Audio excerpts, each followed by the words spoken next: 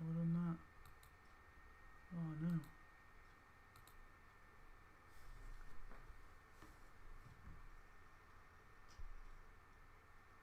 I think we're live. Just to test the audio is working.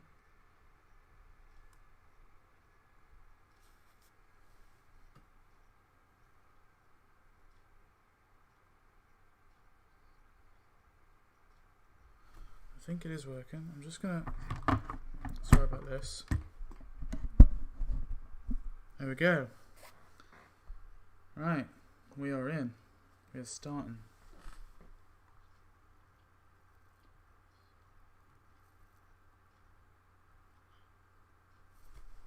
Right, okay, we can start now. Right, everything is working fine. So, hey guys, today we're doing something very interesting, where this is a video I actually planned to do quite a while ago, but I never got round to it. But today I will be doing it. So this is ranking every film I've seen from 2019 from worst to best. Now, as you can probably see from all of these films, I'm going to be here a while. So I thought the perfect medium to do this would be a live stream. Now, yeah, so we'll get into it. There's no point dilly-daddling. We will whip straight into it. Obviously, I can see Spring King is there. He is in the chat. He put E. So I'm going to start. So Solid Gold. We're starting with Solid Gold. This is a Polish film. I found it decent. It wasn't terrible. So I'm going to start by putting the Solid Gold in the 6 out of 10 category. As you can see, I've put 1 to 10 out of 10 category, so that's how I'm kind of ranking them. I can't be bothered doing the whole S tier thing. So Solid Gold goes into the 6 out of 10. Also, how I'm going to be ranking it is the one closest to the kind of brick is the one kind of closest to the next one up. So if say for example, Solid Gold at the minute is closest to 7 out of 10 out of all the 6 out of 10s, but mainly because obviously it's on its own. But that's how it's going to work. So, yeah. Now we're going to move on to The Cave, which is a 7 out of 10 in my opinion. So I'm going to put it there. It's a documentary in Syria, but it's definitely not the best documentary in Syria that took place in 2019. And we have a classic here, Lady and the Tramp. This is the remake. I just need to check my list because I'm still not sure where I have put Lady and the Tramp. Hang on, I've made like a big master list on my iPad so I can make sure to put all these in the right order. But I cannot seem to find Lady and the Tramp. Aha, it's a 2 out of 10. Yeah, terrible film. Really bad remake. I mean, need I say no more? It's a really bad kind of Disney remake. Also, the animation is so horrible in some instances. Like, it just looks disgusting. The dogs don't look real. Like, I don't actually understand why they couldn't use real dogs. And I think they actually do. Well, actually, saying that, I think they have used real dogs in parts because there's like inconsistencies with how they look. So I'm pretty sure there's like parts where they've used real dogs and parts where they haven't. I might not be completely right in that, but I don't know. That's what it looks like to me, anyway. Next up we have Ford v Ferrari, which I'm also trying to find to where this is in my list. God, so many films, guys. I can't like. Okay, we'll skip Ford v Ferrari. We'll go on to Cold Pursuit because I know that I put this as a 4 out of 10. So that is a 4 out of 10 for Cold Pursuit. Yeah, pretty sure. Yeah, it's a 4 out of 10. Anyway, I'm going to switch back and see if anyone's commented yet. I don't know. I don't suppose there'll be loads of people. Why is there 2 documentaries on a cave in Syria? To be fair, one of the documentaries isn't about a cave as such. This is like, they're both about hospitals though. I think it's just more because this hospital is kind of like underground. That's why it's called The Cave. And that comment was obviously from Spring King, so we'll go back. We're on to The Laundromat now. No, this is the Jay and Silent Bob film, I should say. Jay and Silent Bob, which I think is a solid 4 out of 10. In terms of which one I think is worst, between Cold Pursuit and this, I think this one is Cold Pursuit is closer to a 5, I'd say, so that's why this one is going here. Jay and Silent Bob is here. I really need to find where I put Ford v Ferrari. It can't be high. I think it was a 7, but I'm trying to find it on my list to make sure it goes in the right. It doesn't really matter too much at the minute, but or did I give it a 6? I don't know. I gave it a 6 or a 7 for sure. Ford v Ferrari. Aha, yes, it is a 7 out of 10. I found out where it is, so I can put the Broom Broom film, as it's called, the thing. And I think this one is better than The Cave, personally. The Cave's okay. I just found it a little bit boring at parts. It's nowhere as gripping as False Armor, which is the other Syrian hospital movie, if you will. Then we got John Wick Chapter 3. John Wick Chapter 3, man. I'm going to put that in the 8 out of 10 category, because that is a great film. Very orgasmic film. I love the action in that film. It's very good. Blue Story is here.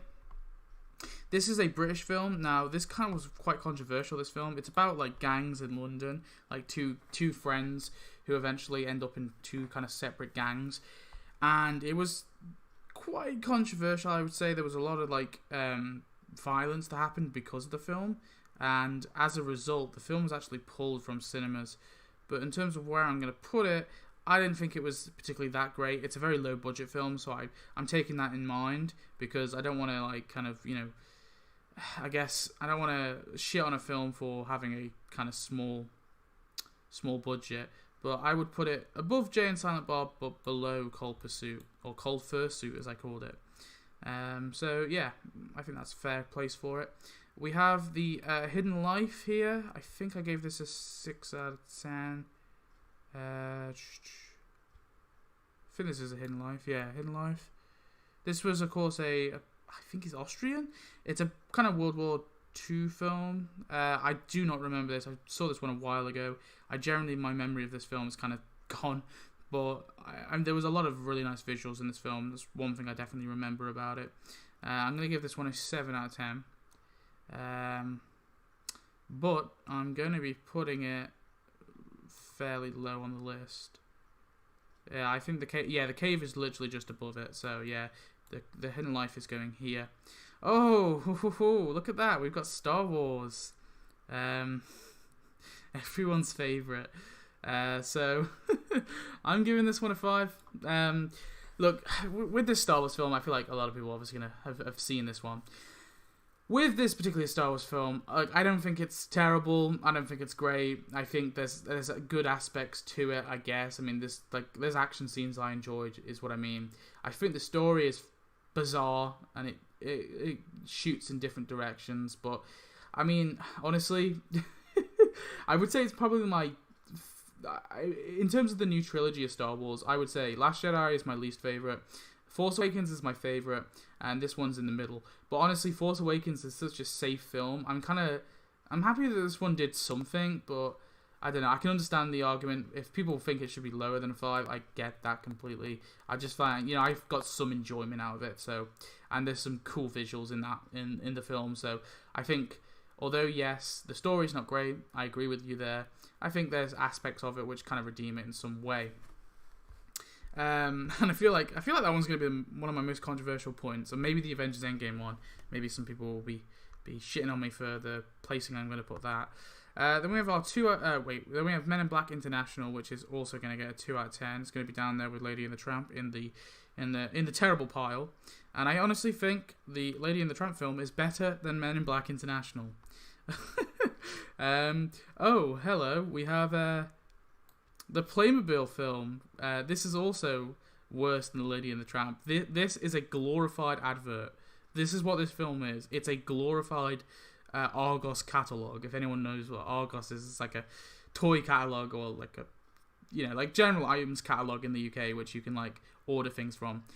This is what this film is just an advert. It's bizarre to me. It's not got any creativity like the Lego Movie. The Lego Movie, you could argue, was made to sell toys, sure. I mean, or kind of most kids' films are.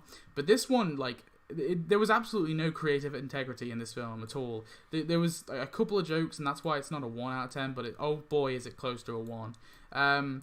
Men in Black International, that is just so boring. I actually fell asleep in the cinema whilst watching it. And I was on the the 4DX chairs, the chairs that were like moving and in motion, and I still fell asleep. It was that goddamn boring. I'm gonna go check the comments now, see if anyone else has commented. It's put Star Wars as 1 out of 10. Nah, look, yeah, it's bad, but I feel like 1 out of 10, like with 10s and 1s, for me, 1s are reserved for the generally terrible films that have absolutely nothing redeemable. Whereas 10 out of 10 is like, you know, films that are almost perfect and there's not one scene, or there's very few scenes where I feel kind of disinterested or I feel like could have been improved on. So, like, I don't know, there's parts of Star Wars I like, there's visuals I like, there's elements I like stuff with, I don't know, there's like certain characters I like that Babu Frick guy, the little mechanic dude. I found him hilarious. So there's aspects of Star Wars I like of that film. So that's why I'm kind of putting it as a 5. But I understand if people would put it lower. It's a low 5, don't get me wrong. It's closer to a 4 than it is a 6, for sure. But, yeah. That Star Wars needed, like, an extra hour to be good. An extra hour? No. No, it needed to be shorter. It was too long. Then we have Knives Out. Ooh. I really like this film. Speaking of The Last Jedi, and speaking of Star Wars, this is, of course, Rian Johnson, the guy who made the Star Wars The Last Jedi film, and he came out with this kind of whodunit film called Knives Out. I liked this film a lot. I thought it was really well written, and as a screenwriter myself, or as an aspiring screenwriter I should say, I'm not quite a screenwriter, but as an aspiring screenwriter myself, I found the writing in this film particularly great. So I am putting Knives Out right there as an 8. That's where it deserves. Oh, The Irishman. Boys, now this used to be a 10. As of today, it's a 9. It's a high 9. It's close to a 10. This is Scorsese, like, returning to his roots. It's a great film, and man, I love Scorsese a lot, and I think this film was really just him kind of going back to his kind of origins almost. And yeah, it's a 3-hour film, but every minute of it is perfect for me. There's a few things I'm a little on. The reason why I've kind of put it down is the blood effects. I didn't really notice them at first, but they're kind of terrible. They're like CGI blood. Like I hate it when people use CGI blood. So one of the things I hate about Deadpool, the original Deadpool, is like, I love Deadpool. I think it's funny, but man, the CGI blood looks so stupid to me anyway. Like, it's so distracting for me. The Great Hack. Okay, The Great Hack. I am confused to where I put this. It can't be high. Surely not. It must be like a 5. I'm trying to find it. Like I said, I've got this big list, and I'm just trying to make sure that I've already ranked them myself, but it's more kind of, instead of editing a video together, I'm doing this tier list instead. Okay, I can't find The Great Hack, but I'll probably come back to it. Not Star Wars. Spider-Man Homecoming, is that what it's called? No, it's Spider-Man Far From Home, isn't it? Spider-Man Far From Home. This is a 7. I like this film a lot. I thought there was aspects of it which I get why people don't like, but I don't know, I found it a very enjoyable Marvel film. I think it's, honestly, this might be very controversial, the best Marvel film of the year. I feel like some people might kill me for that. Yeah, it's above Ford v Ferrari. It's close to an 8, but it's the closest one to it. Well, it's close to an 8, but it's not quite there. I would probably say, yeah, I would say it's closer to an 8 though than a 6 for me. I don't know. Maybe it's just because I really like what they've been doing with Tom Holland and the Star Wars stuff. I think it's been really good, actually. Oh, Frozen 2. I got to see this early. I actually got to see this film very early. 5 out of 10 is what it is. Now, look, I think, I'm trying to be objective as possible. It's better than Star Wars. There you go. Controversial. I try to be objective as possible when it comes to films like this, because obviously it's a kid's film. I think the story is kind of meh. Like, it's fine, but it's nothing amazing. But for a kid's film, it's a finely animated film. Definitely doesn't have as many rememberable songs to it. It's not like I like the songs that are in Frozen. I don't at all, but I feel like part of, like, I feel like Frozen 2 kind of came and gone, and it didn't have as big as a cultural impact as the first Frozen does. Now, don't get me wrong, the first Frozen would only be a 6 for me. Like, it's fine as an animation, but Frozen 2 I just think was a step below the original film, so that's why I'm putting it there. Paddleton, man, I love this film. This is a Netflix film, really sad. It's about just two friends. I thought the writing was really good, although it's very predictable at parts. I kind of do not care. I thought it was excellently made, and it was an emotional roller coaster for me. Anyway, I thought it was a really well done film. Anyway, let's check the comments. Babu Frick, ugly and unfunny. Nah, come on, leave Babu alone. I hate Rian Johnson, no respect his way, he ruined Star Wars for me and many others.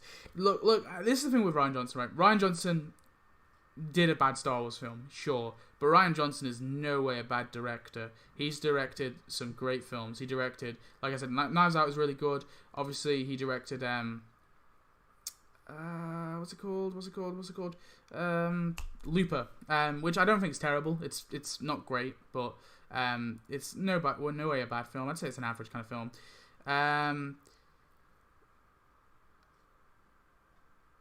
And then we have, what's it? And then also he directed. We're talking about Rian Johnson.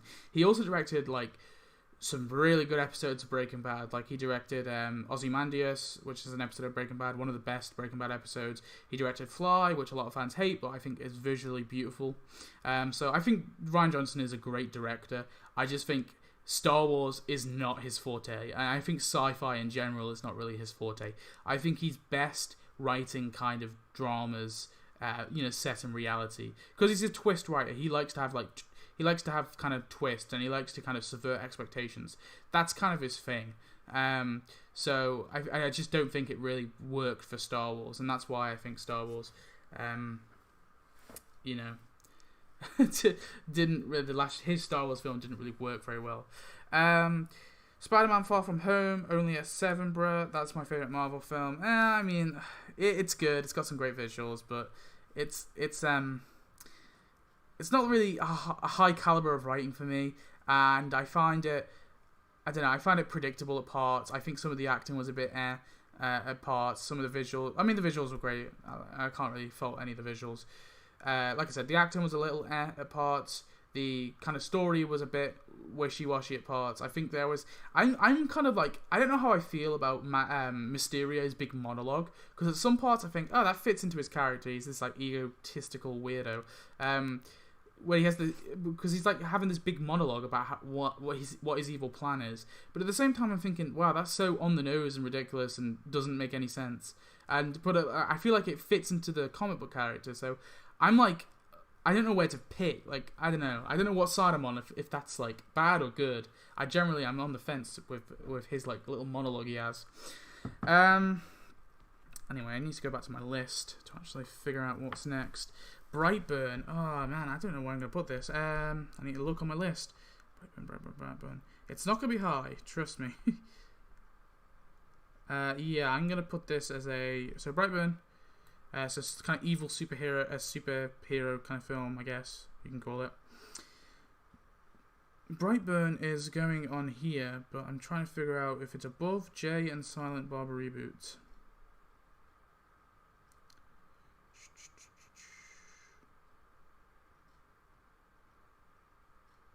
It's not. It's there. I think Blue Story's not meant to be there. Blue Story's meant to be here. Yeah, Blue Story's meant to be here. Okay, anyway, moving on. We've got the personal history of David Copperfield. I found this film very boring. I'll be honest. I didn't think there was much to it. As an adaptation, I think it was kind of meh. Like, honestly, the personal history... Yeah, personal history of David Copperfield. It was kind of meh, but there was aspects of it which were great. I mean, I don't know. There was some of the performances were really well done. Some of the visuals were cool. I mean, as an adaptation, it's fine, I guess. I just found it a little bit boring for me, so I'm putting it as a 4. It's gonna go right there. We got The Great Hackman. I don't know where I'm gonna need to look for that later. Velvet Buzzsaw. Velvet Buzzsaw is another 4, and Velvet Buzzsaw is going to go. Dude. It's gonna go here. There's some fine acting in Velvet Buzzsaw, but I failed to see what the story was trying to be. It just felt like a kind of a mess of ideas almost. It's a cool concept though. It's like art coming alive and like attacking people. But and also all the characters are painfully annoying. I don't care for any of the characters, and when they all die, I was generally happy that they all died because they were terrible, terrible people. And that's not really the greatest thing you want in a film. You want the film, you want like if you can have a film on bad people, but you want them to be somewhat charismatic. With Booksmart, I like Booksmart quite a lot. I'm gonna put it as a. Trying to figure out where I put it. Okay. It's going as a 6. And it's going to be right there. Perfect. This is our list so far. What else we got? Oh, here's the laundromat. I was talking about this before. The laundromat. I didn't find it particularly. I mean, it was okay. It's Meryl Streep's in it. There's a nice twist at the end, I guess. that's the best thing I can say. It's going just below Frozen 2. And where's Frozen 2? Where is Frozen 2? There you go. That is the laundromat, and that's where that's going. Oh god, you can't watch this. Now, this is a conservative film, a conservative documentary, if you will. It's done by a bunch of kind of like right-wing people and talking about kind of social media and things like that, and like people being deplatformed on social media. It's a documentary.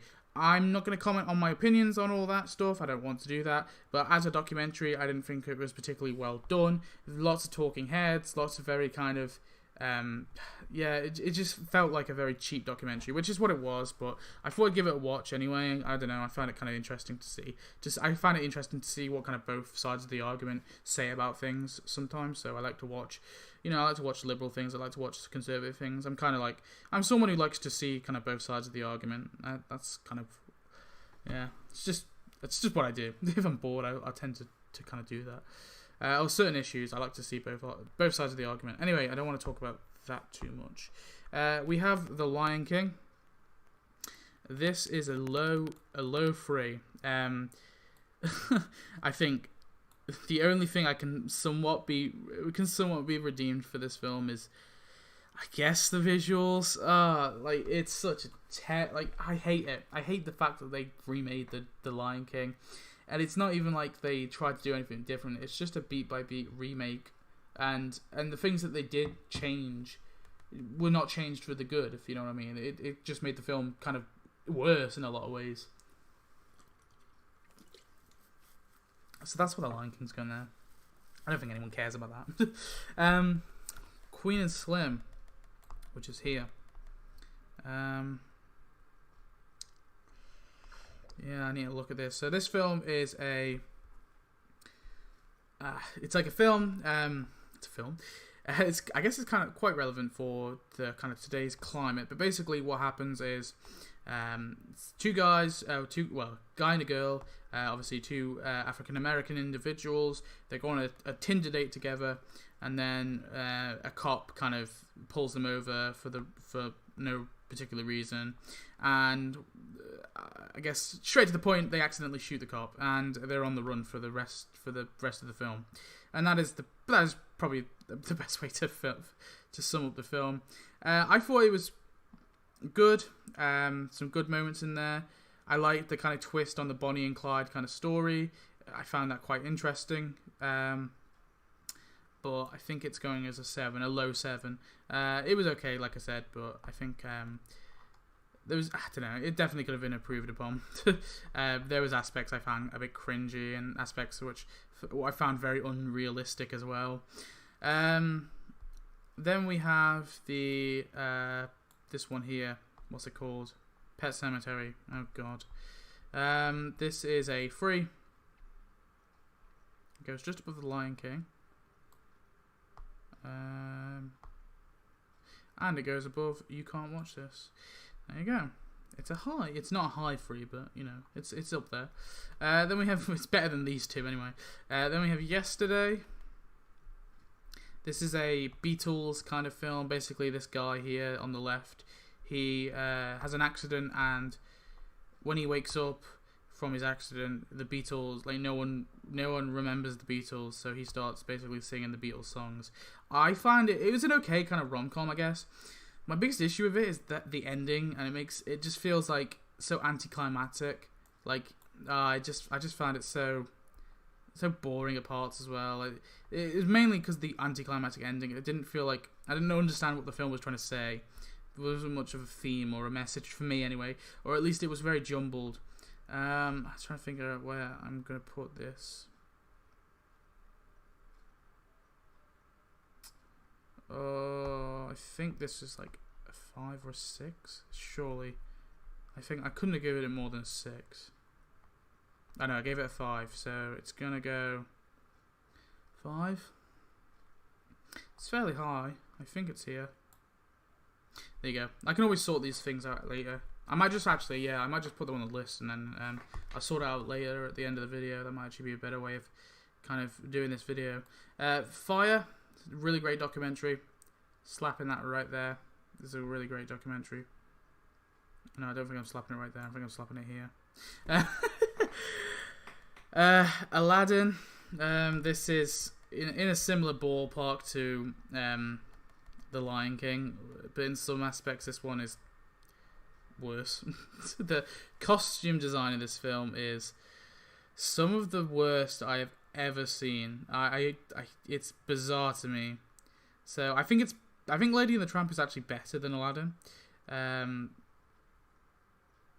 Honestly, yeah, Lady and the Tramp is better. I'm putting it there. Then we have The Best of Enemies. This is, I guess, somewhat relevant to today's climate as well. It's about a Ku Klux KKK member who basically eventually doesn't become a racist anymore. There you go. It's the best way to sum up that film. I think I gave this one a 6. I'm just double checking. I need to check at least what the rating was at least, because then I'll be here forever trying to sort it all out, because I kind of want this to be my definitive list, if you know what I mean. So sorry about the kind of rambling. You could always skip if you want. Skip the video. 5. Yeah, it's a 5. It's a 5. I gave it a 5. Guess it goes here. I don't know. I feel like this whole kind of format I've been doing wasn't really great. Done really. Okay. Anyway, we have a comment from Spring King. I could tell Ryan Johnson likes twists. His twists like Leia fly through space and ships suddenly hyperspacing through each other. Yeah. He loves his twists. It's more he subverts expectations, I would say, more than twists as such. But yeah, that's his kind of thing, I guess. Tolkien is a 5 as well. I'm just going to put them on the list now from now on. And then we'll sort them out after. It might be best, actually, if I quickly get up my IMDb list on my iPad. That way, I can just sort it from... Actually, no, I don't think I can. Oh, I'll have to, like, log in. Ah, shit. I don't know what I'm going to do. I guess I'll just have to kind of wing it, I guess, a little bit. We have a Long Shot. I think I gave this a 5. Yeah, Long Shot is a 5. It's a comedy with Seth Rogen. It's alright. Aeronauts. I like this one a little bit. I think it's very safe, though, in a lot of ways. Like, it's a very safe film in the fact that it just follows this kind of, like, almost simple like screenwriting technique, if you want. I'm trying to think out where I put it. Basically, it's about people going up in the air in a hot air balloon. The first people to kind of make it the highest kind of area, like the highest point in the sky that anyone's ever been. I think I gave it a 7, actually. I did. Oh, okay. It's going to go there, just below Queen and Slim. Mrs. Lowry and Son. This is about a painter called Lowry. I forget his first name, you know. But yeah, very famous painter in the UK, and it's about the relationship with his mother. It's kind of like a biopic film, I guess, if you want to call it that. Yeah, I'm giving this one a low 6, so it's gonna go there. Black and Blue. This is about a cop who witnesses It's about an African American cop who witnesses like police brutality, I guess, and then she's on the run. So I guess it's also relevant to today's climate. So that goes in a 5. It was visually quite distorting. Like the visuals were, like the action scenes were quite poorly shot in the film. I liked the story somewhat. I found some of the twists a bit ridiculous, but there you go. That's where it's going. Then we have X-Men Dark Phoenix. Oh, this one is a little controversial. I honestly, and I feel like people will disagree with me here, I'm an X-Men fan, so do not hate me for this, but it's a 4. Did you think I was going to give it like a 9? Nah, it's a 4. It's it's fine. It wasn't fine. It was quite terrible at parts. But I really love that scene where Professor X is like forced to walk up the stairs. Oh, there's something so creepy, but also kind of so, I don't know, I really love that scene. It's a mess of a film for sure. It completely messes up a lot of storylines. I don't know, I found it better than Last Stand though. A lot of cringe in there. The aliens were a bit kind of a bit shitty. I'm tempted to put it as a 3, but it's a low 4. So it's close to a 3 at least. Ma is a 2 for sure. I'd say it's better than Men in Black International and Playmobil movie. Yeah, it's definitely better than them. Maradona, Diego Maradona. I think this is just called Maradona. That is a 9. That is a great documentary. It's made by Asif Kapoor. I can barely say his name, but he made a documentary on Amy Winehouse and a documentary called Senna about this race car driver. 2 very good documentaries, and Diego Maradona is definitely a great one. For someone, I actually do not care about football whatsoever, and I was actually really hooked on this film about a footballer, or soccer player if you're American. Ugly Dolls, this is the ugliest kids film I have ever seen, in the fact that its message is terrible. There's this character, and she's told that she'll basically be ugly if she wears glasses. It was not a great film. But better than The Lion King, at least. At least it was trying to do something original.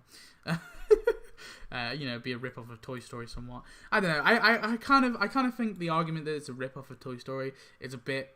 I don't really buy into that, because it's like saying if you were to do a film where toys are real, like toys can talk, like you can't do that film because it's been done by Toy Story, which is kind of... I don't agree with that at all. I think you can do a film where toys talk. It just has to be different enough from Toy Story. And I'd say this film is definitely different enough from Toy Story. So I definitely don't think it's a rip-off of Toy Story at all.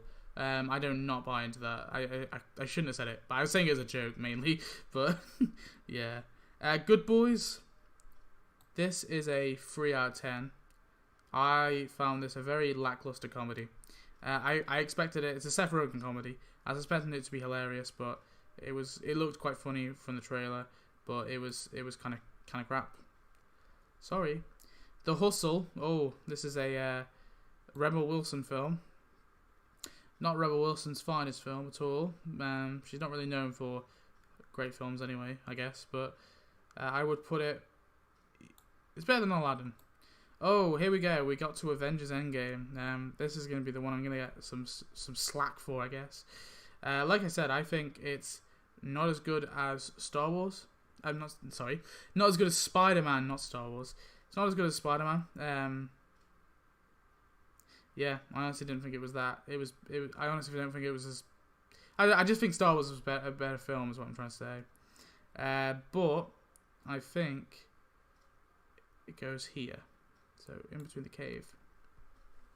That's right, guys. I think Ford v Ferrari was better. Yeah. Yeah, that's perfect. Miss Barler. This was... I did a review on this. It's a pretty crappy action film with, like a female protagonist. Yeah, it's there. It's not great. Oh, Captain Marvel, my favourite. Um, yeah, I went to a midnight showing for this. I kind of regretted it. It wasn't good. Wasn't great, at least anyway.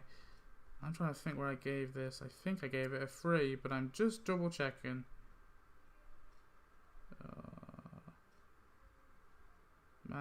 Man, I don't know. I cannot find its placement. I couldn't have given it. Oh, come on, I could not have given it any higher than that. Yeah, I gave it. Okay, it's just by Velvet Buzzsaw, so it's gonna go there. Perfect. Yeah, Velvet Buzzsaw, then Brightburn. Yeah, perfect. I know I said I wasn't going to do that, but then I've started doing it anyway, just out of habit. Dog's Way Home. These talking dog films, man, when will those stop?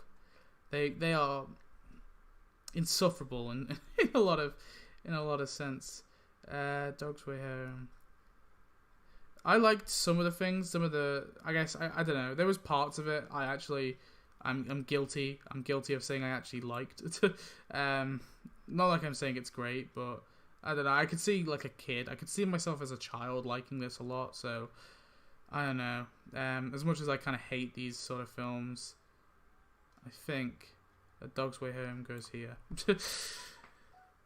This film, I cannot say it. Whatever it is, it's a Polish film. I watched a lot of Polish films. They seem to be the thing that play in cinema all the time. I think it's a high 2. It goes there. Pavarotti. So this is about a opera tenor. It was really interesting. It was a really nice character study for this kind of man who a lot of people revered, but he was very kind of sinful in a lot of ways, if you will. I think it goes there. So it was quite a good documentary. High Flying Bird. This is a basketball film. It was on Netflix. I found it some really nice shots in this film. The subject matter for me wasn't exactly gripping, but it goes here, just above Star Wars. The Aftermath. Yeah, The Aftermath. I need to figure out where I put in this. I think I put this as I gave this a 6, so I just need to find where I'm putting it. I think it's 6.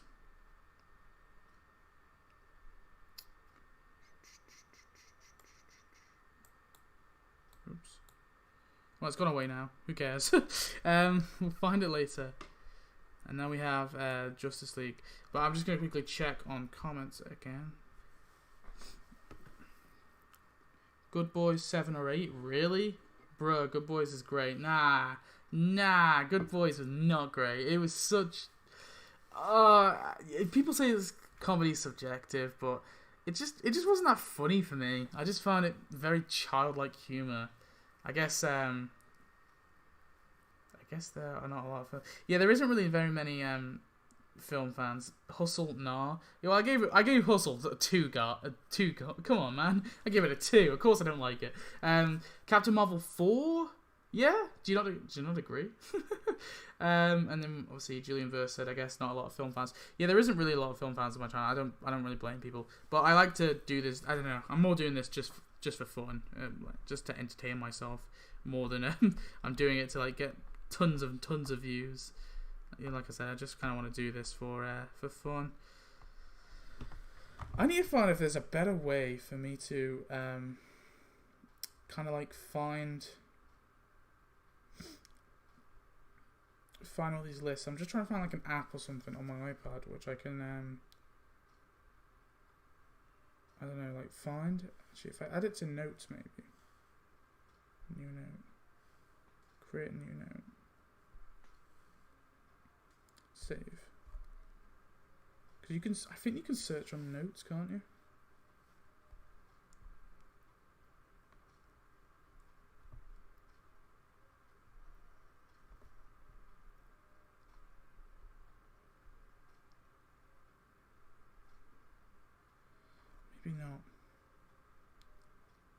Maybe not. I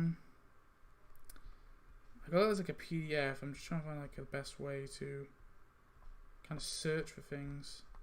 But it's on an iPad, so I can't just do like Control F. I'll save this to Drive. Maybe that will work. Sorry, bear with me, guys. I'm just trying to find like a better way to actually do this, so I'm not spending loads of time trying to looking for a long list with over nearly 200 films on it. Damn.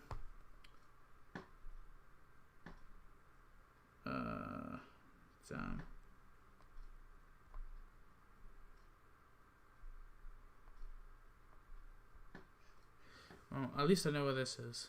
This one is not great. It's a straight to video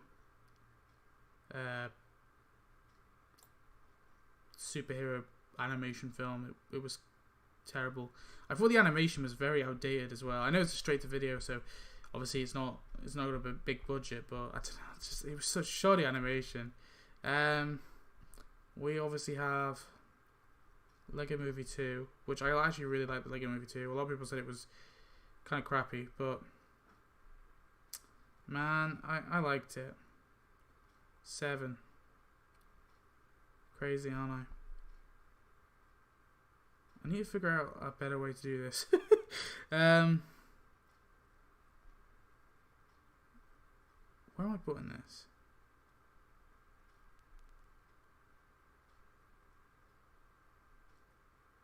I think that's where it's going. Yeah. We've got so many to do. Oh no, I do not. I feel like this was going to be easy, but it's turned out to be much harder than I expected. Okay. Bear with me. I'm going to try and find a better way to search up.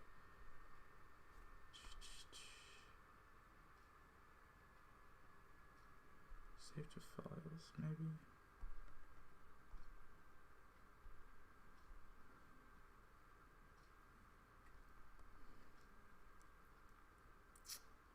Actually,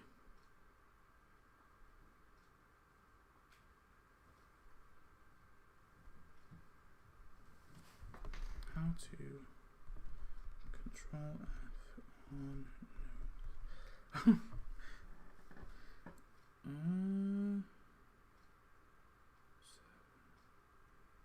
oh, there's a search box apparently.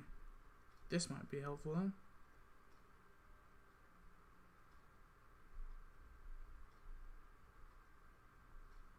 For Christ's sake.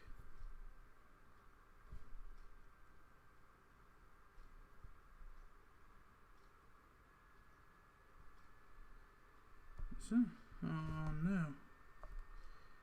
Man, I have no idea. Oh, I should have planned this better. Do you know what? I'll sort it out all later. What we'll do is I'll kind of give my rough estimate, and then I'll hopefully... Like, I know for a fact what I've given some of these, so we'll do the ones I know, I guess, and then we'll go to the ones I don't know. So, Alita, I think it's a 6. Little is a 1. It was honestly a terrible film. The Never Grow Old, I think, was a 4. I found it very boring. Beach Bum, I think I gave this... I'm actually not sure, so I'm going to leave it for now. What Men 1, I think I gave this a 1 as well. Which I gave it a 2. I gave it a 2.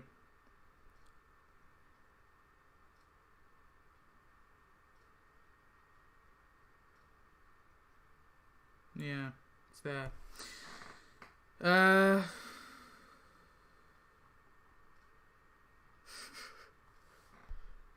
Tell you what, I'm gonna go from 1 down, okay? It's just gonna make much more sense if I do it like this. So what we're gonna do from now on, anyway, is I'm gonna go from 1. I'm just gonna go through my list and I'm gonna rank them all. Instead of kind of going through the kind of random order that it's in at the minute, I'm just gonna pick from the selection and put them kind of in order. That way it will be a lot more cohesive. So to start it off, the worst film, which I'm trying to find in all these pictures, but I will find it eventually. The worst film is going to be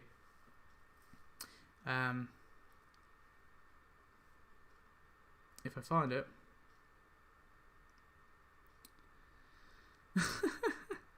When I find it. Okay, the second worst film is The Haunting of Sharon Tate, which is right here. That is the second worst film of the year. It's very exploitative. It's really shoddily made, boring. and it feels like it is exploiting the death of Sharon Tate, and I found it very, very kind of immoral almost. And the second, that's the second worst. The worst film is actually also made by the same person. It's directed by the same person, and that is The Murder of Sharon Tate. But I cannot find, not the murder. The Murder of Nicole Brown Simpson, I should say, not Sharon Tate. The Murder of Nicole Brown Simpson. And this film basically paints a story where OJ didn't do it, and I found it. There it is. I found it very, very, very immoral. It was by far the worst film I've ever seen in a long time. Possibly one of the worst. It was bad. It was very bad. The third worst film of the year, in my opinion, is actually Cats. Now I need to find it. If I can find it. That wasn't even funny. I didn't even find anything amusing from Cats. It was generally just boring. And that was the worst part of it. It was a very short film as well. Yet it felt like it went on forever. And that's kind of my biggest problem with Cats. It was just boring. Then we have LaQuisha, this kind of film that tries to not kind of appear racist, but then does a really terrible job at it. I mean, I think the kind of concept could have been done in a tasteful way, but the way they chose to do it was very poor.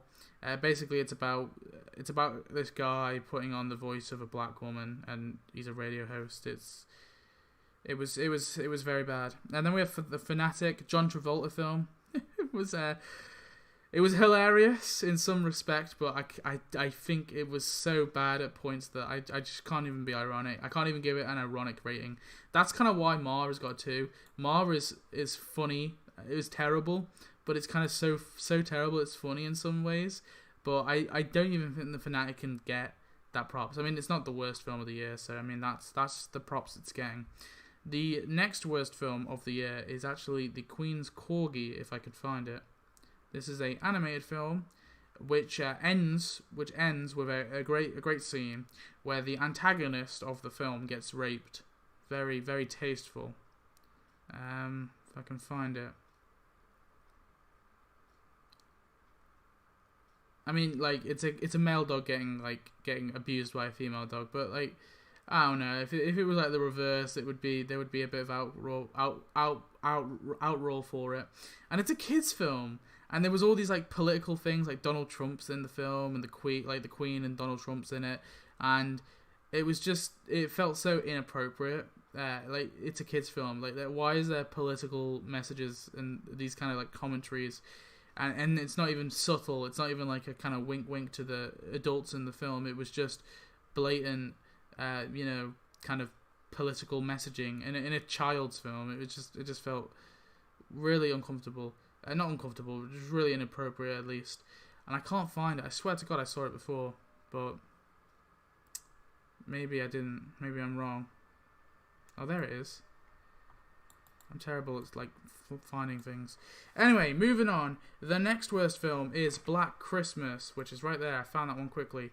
Really weird horror film, which it's kind of similar to LaQuisha in some ways. You can tell it's made by very kind of liberal people, and they're trying to make a film about almost like self-awareness for like sexual assault and things like that, but it was just done in such a poor and tasteless matter, and I just found the whole film very boring and very kind of uninteresting and not scary at all. The last of the worst films, so this is the worst one, the kind of last of the worst film, actually goes to something which I was hoping was going to be good, and that is Horrible Histories, the movie Rotten Romans. It's got none of the original cast. I just felt all the charm of the original Horrible Histories was completely void in it. Like, it just wasn't there. It was non-existent in this film, which kind of let it down a lot. So that's why that's there. So that completes my 1 out of 10s. That's literally all the 1 out of 10s I have. Like I said, I like to be careful with what I give a 1 out of 10. I don't like to just throw them out kind of willy-nilly. I like to, make sure they're justified. And then the kind of moving on to the 2 out of 10. So the worst out of the 2s is The Playmobil. Then followed by The Playmobil is a film like I like to title. The film is titled Stuber. which is right here. There it is. This was a headache to watch. I have never. I actually think I developed a migraine watching this film. It was not good. After Stuber, it goes to the reboot/remake of Charlie's Angels, if I can find it. I'm terrible at finding images. There it is. That one goes there, just above Stuber. Then it's Men in Black International. Then it's Ma. Then it's that. Then we're followed by. Was it Jake Paul? Yeah, Jake Paul's film. Jake Paul's film, Aeroplane Mode. But I cannot find it. Oh, where is it? Oh, where are you, Aeroplane Mode?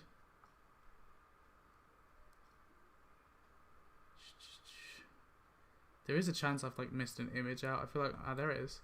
I haven't missed an image out. This is not Jake Paul's. Is it Jake Paul's? Well, no, I think this is Logan Paul's film. I don't know. It's one of the brothers' films. One of their films, anyway. It was I honestly, you would think I would put it right down here, but I think for a very low budget film, he tried. He didn't do well, but he tried. And there's kind of jokes in there that I actually found somewhat funny. I'm kind of ashamed that I found some of them funny, but there you go. Then it goes What Men Want. Then it goes Countdown, which was another poorly made horror film. I feel like horror gets a lot of shit sometimes, but they don't help themselves. A lot of these horror films really don't help themselves. And it's kind of sad because I think horror can be done really nice. Horror can be really artistic and interesting. But then you have films like Countdown, which it tries to be original, it tries to be unique, and it fails miserably. It fits into every single cliche. Then you have Aladdin. Then we have The Hustle. Then we have Annabelle Comes Home. Another horror film which I did not like. Annabelle Comes Home. Where is Annabelle Comes Home? Hopefully this will get easier come, actually coming down in the list. Annabelle Comes Home. Where is it? Man.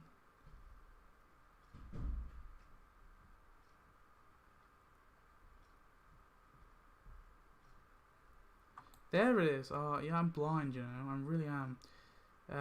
So that one goes there, I think. Wait, well, where was that? Hang on. I need to look at the comments in a sec. I will look at them. So, Aladdin, The Hustle, then Annabelle Comes Home, then Lady and the Tramp, and then that one. So that completes 2 out of 10. That's all the 2 out of 10s there. So we've completed that. Now we're going on to the freeze. So let me look at the comments.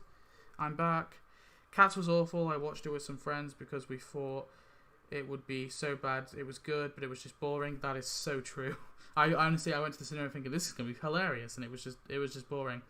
I don't even think there was anything redeemable about it. I mean, the one thing you can say was kind of good about Cats is the fact that they kept a lot of the original music and they didn't change it. And maybe you could say some of the acting was okay, but I don't think that was enough to redeem it. I think it just fundamentally was everything was wrong with that film. Captain Marvel should be lower for a superhero movie. It's mad boring. Brie, the actor, is so toxic and isn't even that good of an actor. This is a thing when it comes to this. I like to separate art from the artist, so I don't really care what she's like in real life. She could be an arsehole in real life. She could be a really nice person in real life. I will agree that her acting isn't particularly great. She's very stale. I don't think she's a terrible actor as such, but she's very bland. She's a bland actor in a lot of ways. So yeah, I can somewhat agree with you there. But I have seen some of the things she said. She's not particularly a nice person. Then we have Lion Kings, Miss Barla, Ugly Dolls, and I'm going to put the Last Laugh somewhere, which is another film. This is a comedy film. I just did not find it very funny. Like I said, comedy is subjective and all, but I think it was trying to be kind of funny and really failed. And then we literally, up until Pet Sematary, that's all correct. And then after Pet Sematary, we have Murder Mystery, which is an Adam Sandler film. if I can find it, like I said. And like I've been trying to do for ages anyway.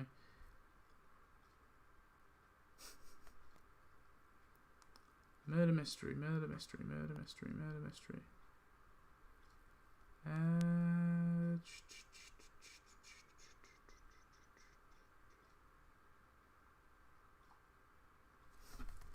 I will find it.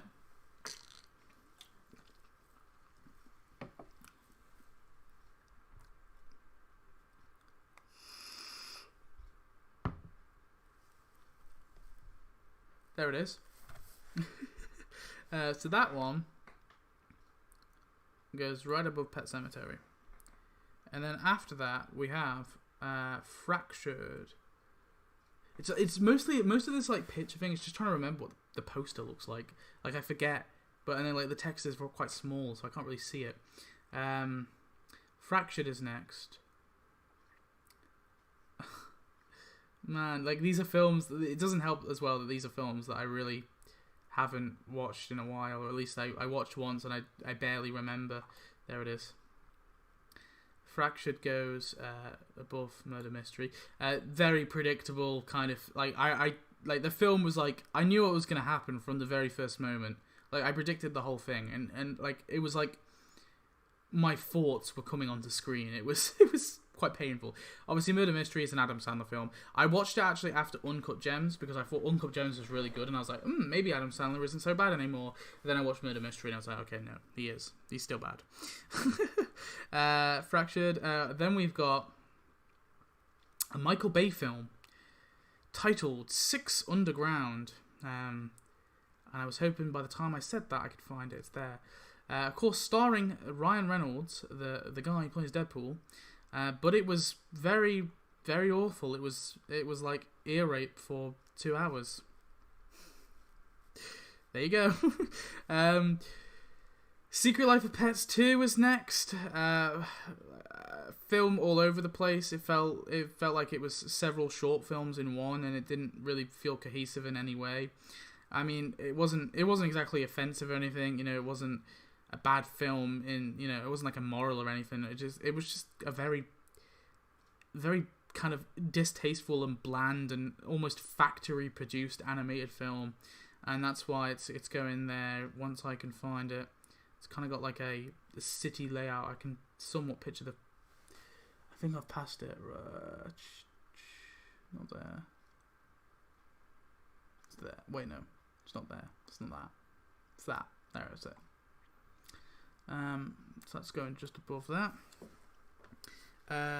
So then we have Last Christmas. I found this a painful, cringy rom-com.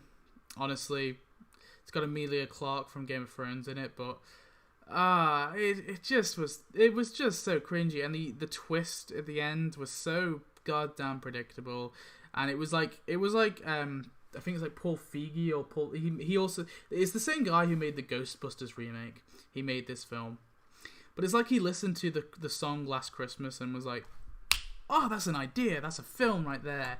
And he just did not put any thought into it. That's what it honestly feels like. And some people were like, "Oh, that was so emotional. That was so great." I don't buy into it. Child's Play is next. It's a remake. I mean, the original Child's Play is not amazing, but it's certainly much better than whatever the hell that was. It was like they had this perfect horror character who's quirky, he's funny, he's not particularly scary, he's just quirky and funny.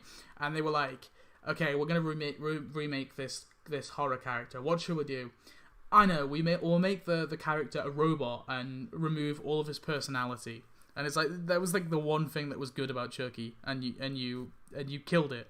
So of course I don't think that the film is particularly good. Then it is Good Boys, and then following Good Boys, actually I'm gonna make a change. I don't agree with this. I think Good Boys is a little bit better than this. But we have Kobiety Mafii 2, which is Women of Mafia 2, which is a Polish film. I'd say Good Boys is just above it, but I'm gonna put it there. I'm just quickly changing that now. Then we have oh my god, Gemini Man. I, in some regards, find this a so bad it's good film, and that's why it's probably higher than some people would put it. I found it hilarious. This is a film, by the way, that has been like it's been around since the 90s. The reason why this film feels like outdated is this film has been around since the 90s. This script has been bouncing around. It's had multiple different proposed actors, multiple different directors attached to it, multiple different writers who have written on the film. It was a disaster. It should have been cancelled, but I found it hilarious that they went through it with Will Smith. I think it was funny. I think the de-aging stuff is actually quite well done, especially when it's in the dark. You don't notice it that much. And I think in that regard, it's fairly good. Like that part of it's fairly decent. So I don't know. I kind of commend it for that at least. But it is a hilariously bad film. Next after that is another action film which is not particularly good. Another thing from the 90s, if you will, and that is Rambo: Last Blood. Well, it's not just from the 90s, but Rambo: Last Blood, I liked the last action scene. I thought the last action scene was quite good, and that's about it. The rest of the film was pretty awful.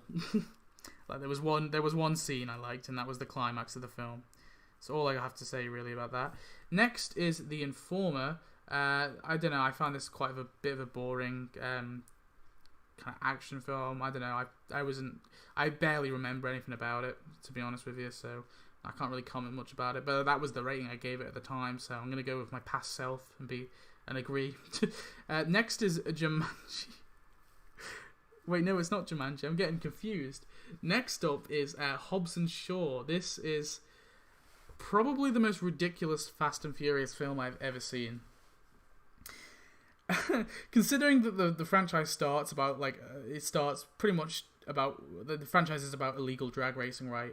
The fact we get to the point where there is Idris Elba is this evil black Superman, as he calls himself, and then there's is Hobbs and Shaw trying to save the world. It's so ridiculous. It's fucking bizarre to me how the film how it got to that. I really don't. I just don't get it. There was parts I liked there, like I said. 5 Feet Apart, a kind of sappy rom-com. More like a teen rom-com. I like some of the stuff with the kind of the health issues that the kids have. I mean, it was somewhat mature, but it still was full of cheese. And then after that, we have Scary Stories to Tell in the Dark. If I can find that film.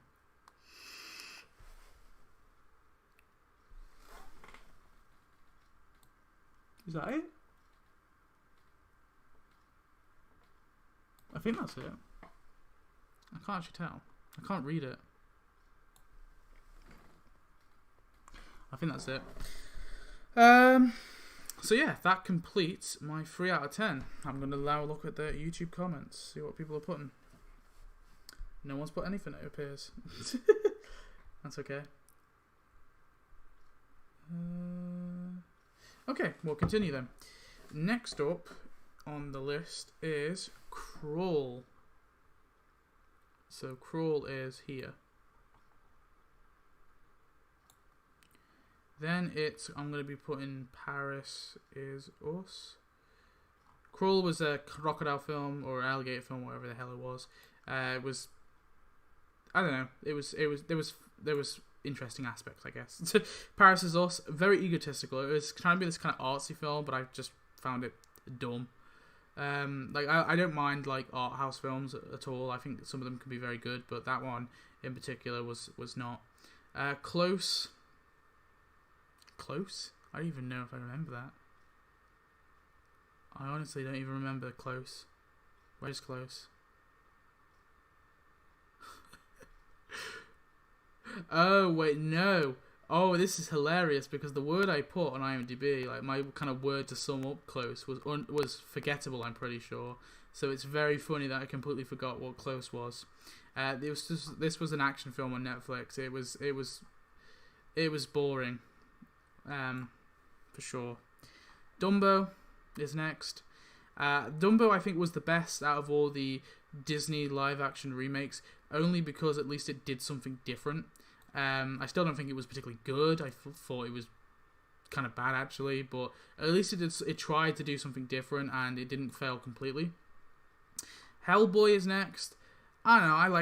I liked aspects of this Hellboy remake. I kind of but I mean overall it's nowhere near as good as the original, for sure. So yeah, I'll put that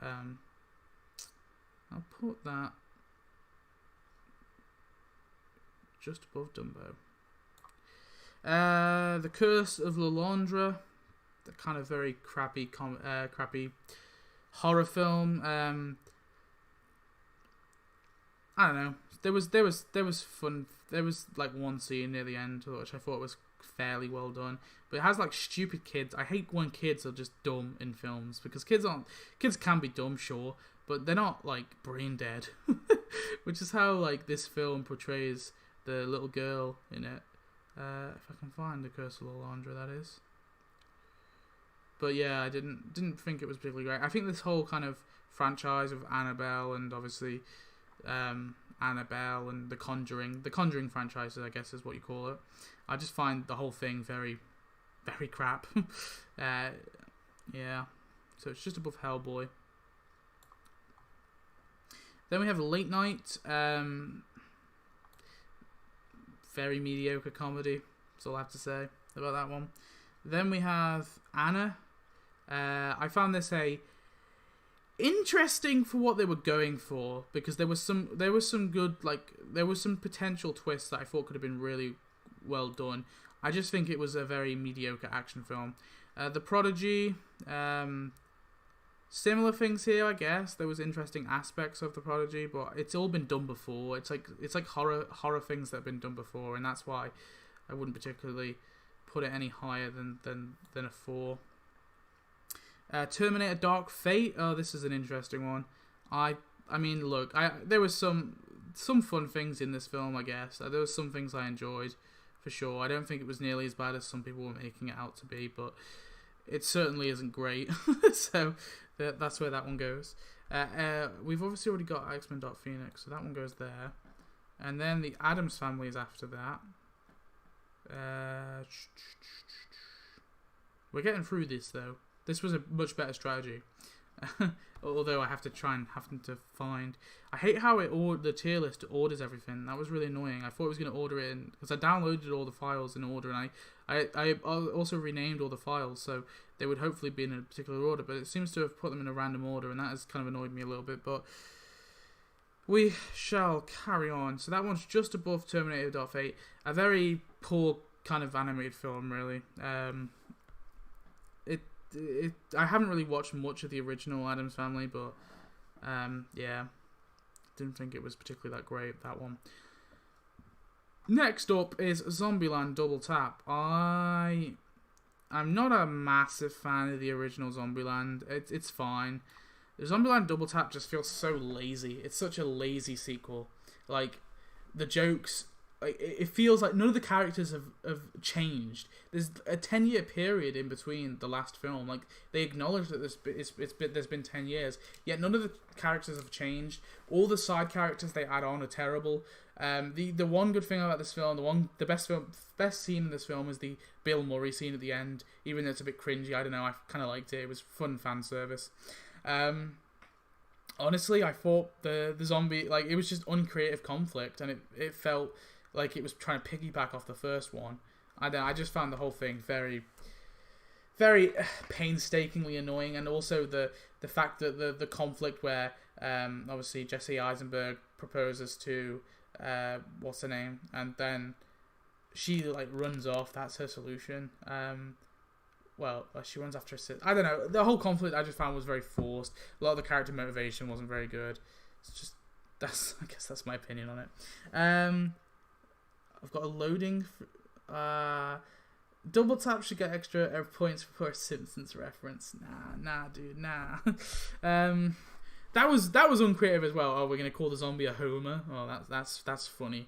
The next film is Lucy in the Sky, which is such an Oscar bait film. This film was purely designed to try and win an Oscar. There's aspects I like of it. I like some of the visuals in it. But it was so designed to earn an Oscar. I hate the aspect ratio changes. This film changes the aspect ratios, like, so the actual kind of view of the film, the aspect ratio changes. So when she's in space, it's kind of like, you know, like a wide view. But when she's back down on Earth, it's almost like a like, you know, like a TV kind of aspect ratio. I don't know the exact dimensions, but there was just, and it worked at first, and then there's just a part where they just change it randomly, and it doesn't make any sense to why they've changed it. So that's why I'm putting Lucy in the Sky there. Next up is, I might get some shit for this one. Next up is where is it? Oh, come on, there's barely any films. How can't I find this one film?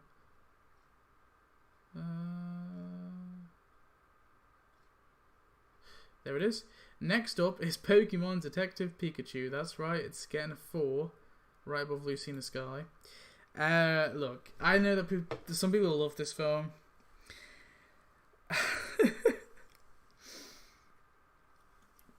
Some people love this film, but, and I can agree that it's maybe one of the best video game movies, but the bar is very low for video game movies. Now, the lead actor in this film is fucking terrible. I have never seen I've never seen acting so poor. But then it got worse, because the female lead came onto screen, and she was even worse. Oh, I don't know. The whole thing to me was, there's cool parts. I like some of the storytelling. I liked some of the kind of like I thought Ryan Reynolds was very good as Pikachu, but man, was it cheese. And also the animations are disgusting. They all looked horrible. They didn't fit in the world at all. Like, all the animation just looked so disastrous to me. The only one who looked fairly decent was Pikachu. All the other Pokemons didn't fit in the world. It felt like I was watching, like, you know, like when Pokemon Go, when you like have the little Pokemons in your room. Like, you can have the Pokemons in your room and you can catch them on Pokemon Go, the reverse camera thing. It felt like that. It really did. That's just how I feel. Next up, where were we? We're on Pokemon Detective Pikachu. After that goes Blue Story. And then Pokemon Blue Story. Then we have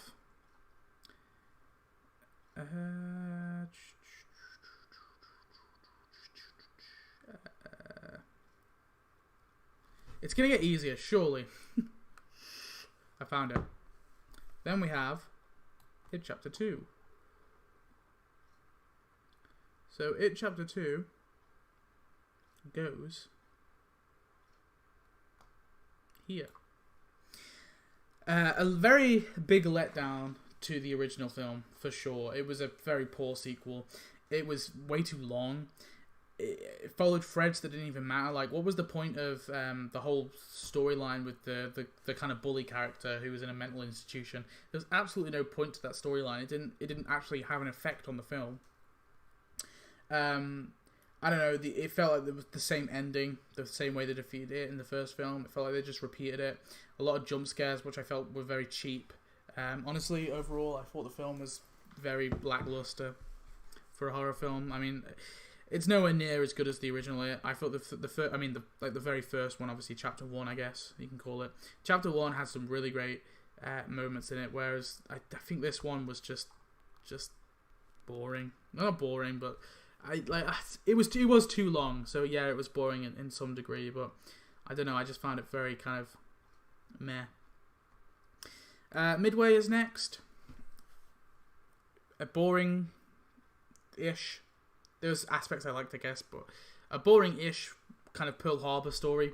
Didn't feel like it was doing anything original for me anyway, so that's why that one's going there. Then after that, hang on, Midway, we have Doctor Sleep. So this is the Shining sequel. I've described this as before. To me, this felt like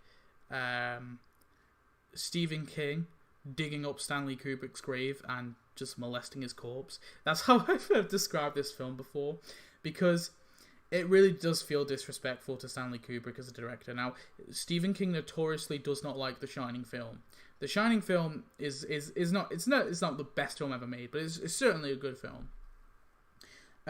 This, however, it just felt wildly. I don't know. I somewhat feel it was inappropriate. I just didn't think there was anything going for it at all. It was very bland. It kind of fell into a lot of these kind of common horror tropes, and it didn't really feel like it captured the original Shining in any regard. I mean, this film could have been completely separate to The Shining up until the last 20 minutes. So I don't know. I feel like it was trying to bank off The Shining a lot, and I don't like that. Considering that it was a director who's been dead for a while, it felt quite disrespectful to me. Then it goes Captain Marvel. Then it goes Velvet Buzzsaw. Then, oh boy, then it goes my boy Jumanji. Where's Jumanji at? Where is Jumanji at? Oh no. I bet someone's looking at the screen right now and they're like, it's there, it's right there. This is painful. And I'm like, yeah, it is painful, but I'm doing this live, man. I can't edit it. Oh my god, where is it?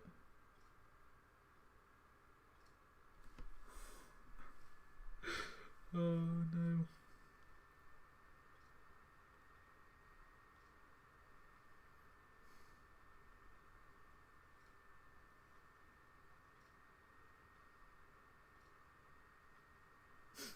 I really can't find it.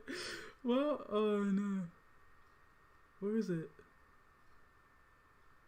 Have I gone past it? Oh.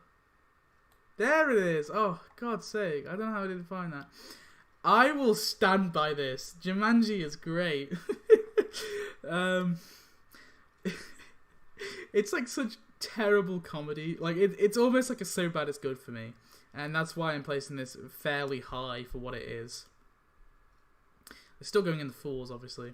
That's the fours. But I don't know. I found it kind of like oddly amusing to me. Next up is The Kitchen. A lot of people thought this was like terrible. I thought there was some good things in it. I thought it was an interesting enough kind of crime film. I think it was a little bit all over the place, but yeah, it wasn't the worst piece of shit I've ever seen. Then after that, after The Kitchen goes Brightburn, then the Jay and Silent Bob reboot, then In the Shadow of the Moon.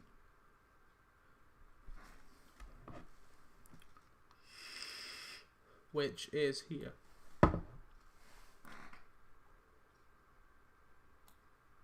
It has a few twists in it, which I thought were very predictable, or a little bit predictable. I don't know, it's kind of a weird kind of, I guess, mystery.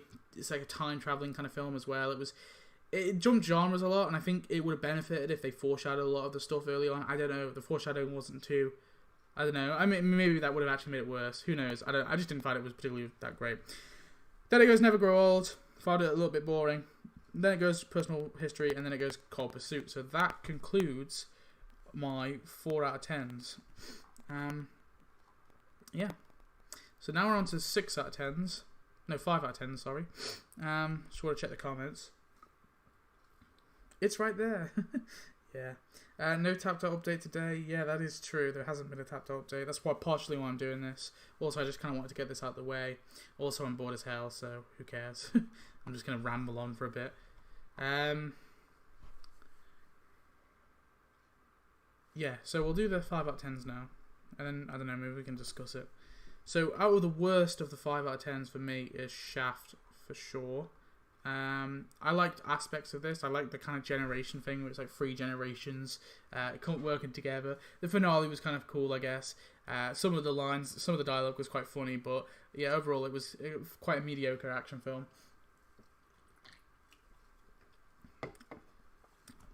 Then is 21 Bridges. I love the concept of 21 Bridges.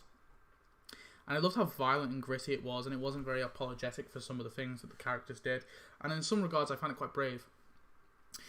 But the actual technical part of it, the action scenes, the music, it was all fucking garbage. So that's why that one's going there. Then we have, this is kind of surprising, but I will defend it because I like films that break genre conventions, and in some way this film tried its best to break a genre convention, but at the same time kind of follow a genre convention. I don't know, I found it kind of funny. I didn't think the comedy was particularly great in this film, but I don't know, I like it when films kind of break genre conventions, so that's why this one is here. And that's Isn't It Romantic? It's a Rebel Wilson film. It's not great, but I don't know, I found aspects of it quite interesting. Then we have In Between Two Ferns, which is here. Nowhere near as good as the internet skits. They tried to make a film out of it. I didn't think it was really necessarily needed. They didn't really need to make a film out of this. I think it would have been much better if they made maybe a TV show out of this instead. But making a film out of the kind of In Between Two Ferns concept, just to me, is quite bizarre. Maybe if Netflix made like a television show about it, it would have been more better, more interesting. I don't know. It almost tries to be a lot like Borat, but at the same time you can tell that everything's fake. So it's like it doesn't like fall into what Borat and Bruno did really well. Because Borat and Bruno are two really good films. It combines like scripted comedy with, you know, everyday reality. And they try and make a narrative out of that, and it's really cleverly made. Whereas In Between Two Ferns tries to kind of pose itself as that, but it's really not. It's really all scripted, and that's why, I don't know, it just, to me, it wasn't that great. The Kid Who Would Be King is next, which is a children's film. I did not particularly think it was that great. I just need to find it. Kid Who Would Be King. There it is. So I would put this one right above the Between Two Ferns.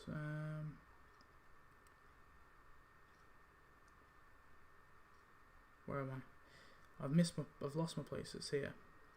Yeah, there was interesting things. I think Patrick Stewart was in this. It was quite good. I like the whole kind of like Sword in the Stone story that they tried to do, and you know, try and change the origins of that. It's quite interesting. For a kids' film, it's good. Bombshell, like, not like kids' films can't be higher. I mean, kids' films can be higher than that, but I don't know. I just don't think it did enough to warrant anything higher than a 5. Bombshell is next.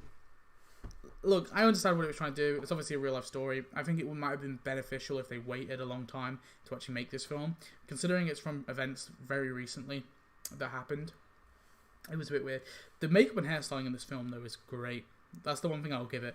But the writing, some of the acting from Margot Robbie, it wasn't great. Next up is... This is a very surprising one, because I talk shit about these kind of films a lot. But the next film on the list is The Art of Racing in the Rain, which is here. Now, this is a talking dog film, but it's done from the dog's inner thoughts. And I don't know, I expected this film to be laughably terrible. Laughably awful. And then I watched it and I was like, it wasn't so bad. And that's why it's there. It's partly, I guess, from exceeding my expectations. Then Longshot, then Tolkien, which we talked about. Tolkien wasn't particularly that great. It was a boring biography, but there was some interesting fantasy visuals that they threw in there, which I found quite nice. Then is The Aftermath, which is a drama, kind of romance film. It was okay, but nothing amazing. Then is Guns Akimbo with Daniel Radcliffe. This was crazy, but it was a little bit all over the place. It wasn't really my style. It tried to be like a video game, but I don't know. I think it felt a bit to me. It wasn't really my cup of tea, I guess. Next up is Seaberg, another Oscar bait film. I think this one was trying too hard almost. It was okay, but I do find I found the character at times a little. I don't want to say. How do I say this? Like, I don't think she was particularly likable at parts. Next is and I know this is a real life person, but I'm more talking about the portrayal. Next is Polar. Lots of people hated this, but I found it kind of like... I found it on the same level almost as Guns Akimbo. It's this kind of like funky action film that, you know, tries to kind of be very creative with its visuals. And I like them to some regard. I think Scott Pilgrim is the best example of one of these films. Scott Pilgrim is a really great film, and it uses these kind of visual techniques where it changes a lot of the visuals. Whereas Polar and Guns Akimbo, I just don't think did it as well. But they tried at least, and I do like films like that sometimes. Next up is Godzilla King of Monsters. I actually preferred this one to the original, not the original, but the last one that came out with Bryan Cranston. I thought this one was a lot more engaging. And that goes there. I don't know. I found it some of the things were quite cool about that. Next up is Star Wars, which we've also already got there. So Star Wars goes there. Then High Flying Bird, which I swear I put yes there. So then that goes there. Then it's The Dead Don't Die, which is a zombie film, which I like aspects of this film, but then I just didn't get it halfway through. I still don't really get the film. I've watched like explanations of it, but I still really don't get it. There's funny aspects of this film, there's hilarious moments, but I don't get what the whole story is meant to be, and that's why it's there. Then it was Frozen 2, which I've already put, which is there. So then Frozen 2 goes there. Then Laundromat, which goes there. Then we have Harriet. So Harriet is a biographic film, if you will, about obviously the figure in history, Harriet. Obviously she's a woman who is a former slave who helps free other slaves.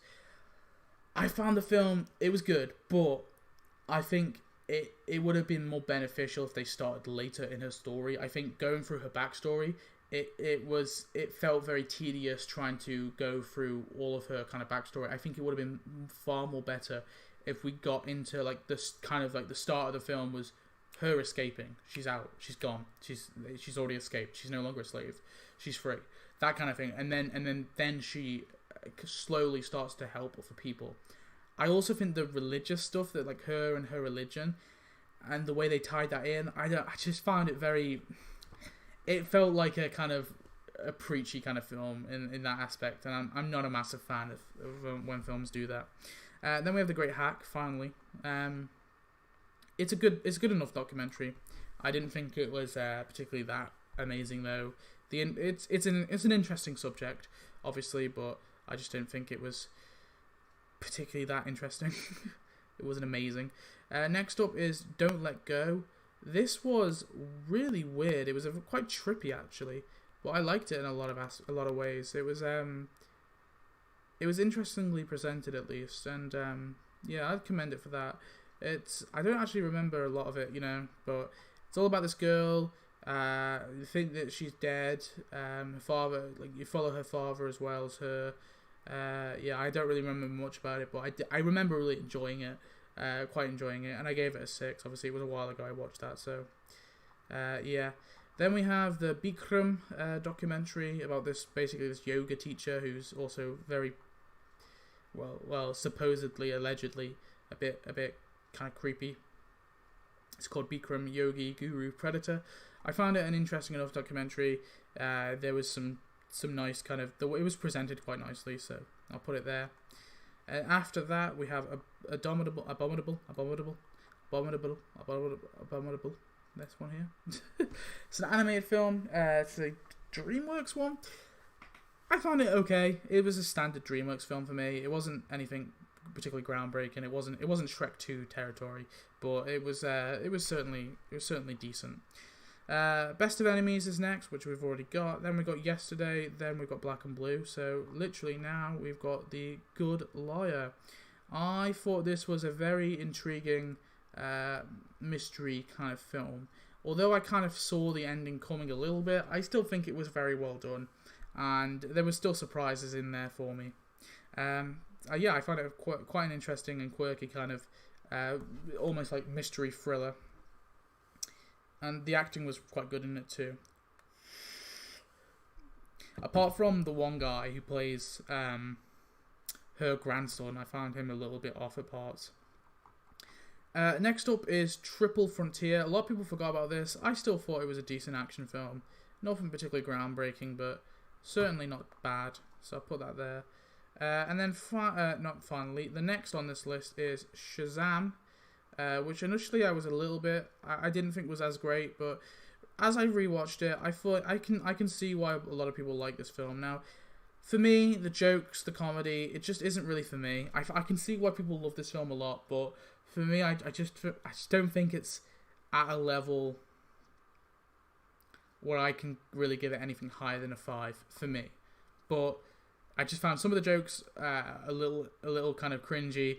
I found some of the action a bit boring, especially the kind of final battle. I didn't think the villain was particularly compelling. I liked some of the stuff at the start. I liked the whole concept. I think it was quite good. There was certainly some very good scenes in Shazam, but for me, I just don't think I can give it anything higher than a 5, and that's just my personal opinion. Anyway, and then finally, to close off my 6 out of 10, is The Beach Bum with Matthew McConaughey. Is it Matthew McConaughey? Oh god, I'm so bad with actors' names, you know. Yeah, really funny film. This is actually made by, what's his name? Harmony Korine. Really kind of, it's just so bizarre. You're just watching this fucking insane man just live his insane life. I find it quite funny actually. So yeah, that's 5. That's the best out of the 5s. In the next up, anyway, we're going to the 6. The first film. I'm changing this, you know. I'm actually changing this. The next one is Into the Tall Grass. This was my lowest 6, if you will. But I'm actually going to change it. I'm going to put that there. I'm going to put Beach Bum there. I'm changing my opinion. Yeah, I think that's fair. I think Beach Bum is a low 6. Then we have The Goldfinch. A lot of people didn't like this, and I think it was something to do with how it was adapted from the book. But I don't know. I thought there was a lot of emotion behind the film, and I kind of liked a lot of the kind of watching this kid and his kind of journey. I don't know. I found it quite interesting. I don't think it was anything particularly great, but I think it deserves a kind of low 6, so I'm giving it there. Then we have Mrs. Lowry and Son, which is there. Then we have Fisherman's Friends. Standard kind of biopic sort of film. It's a British film. It was all right. Nothing particularly amazing. That's annoying.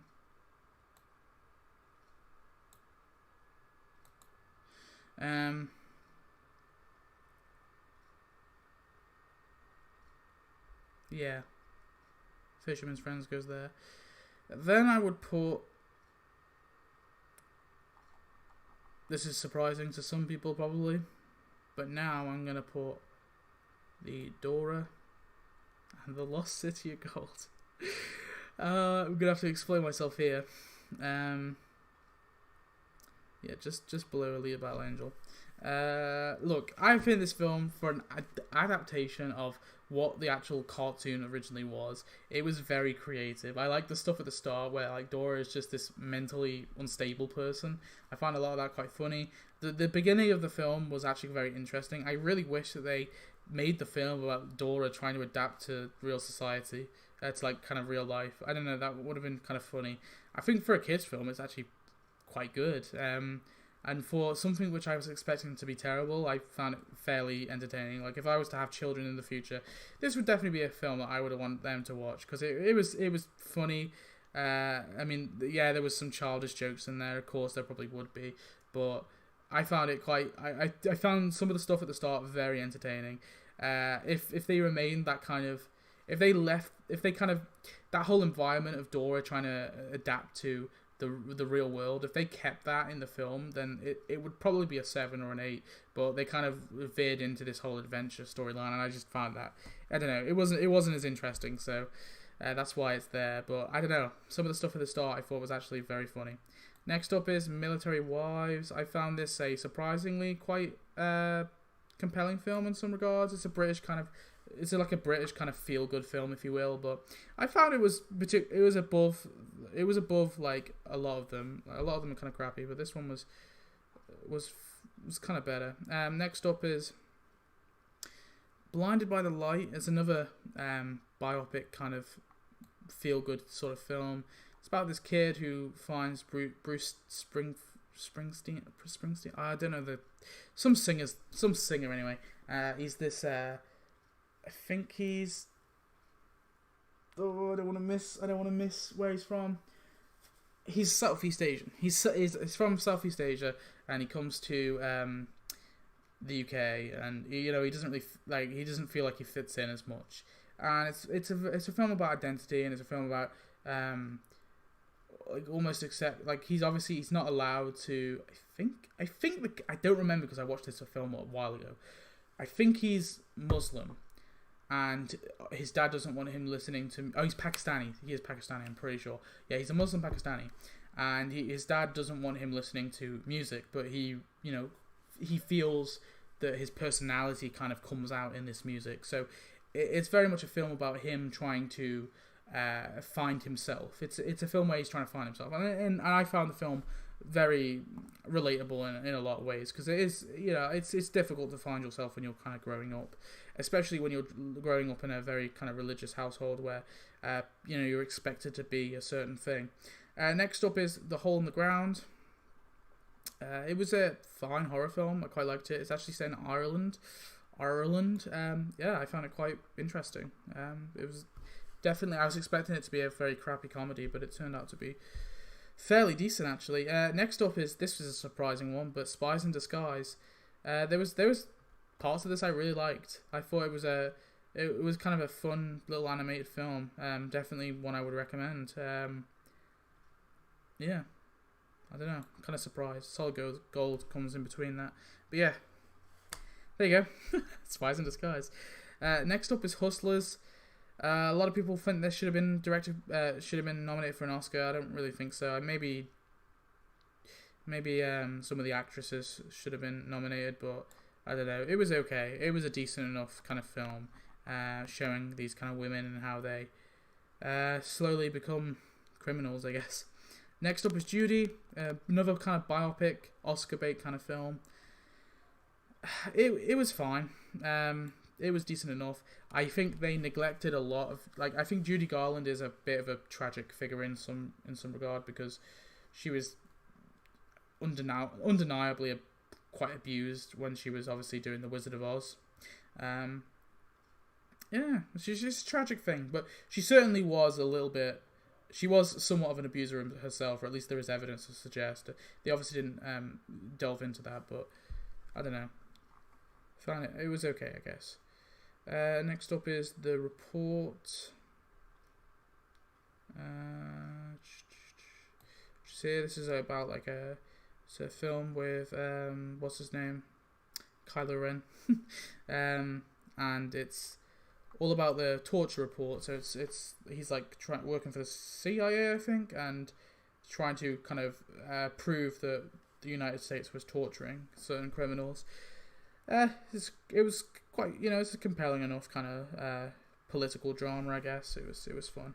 Next up is Ready or Not. I'm actually quite excited to talk about this. Now, this is a horror film. At first, I thought this is another crappy horror film, and in some regards, it is another crappy horror film. But it's funny as hell. It was definitely trying to be a comedy, and I think it achieved that quite well. It's a funny enough spin on the, it's a comedy horror film, and I thought it was a fun enough spin. It was quite interesting. This kind of it felt like a very simple premise, a simple concept, but they did a lot of kind of twists with it, and I found it quite interesting. And very funny as well. So yeah, I think it goes there. Next up is Motherless Brooklyn.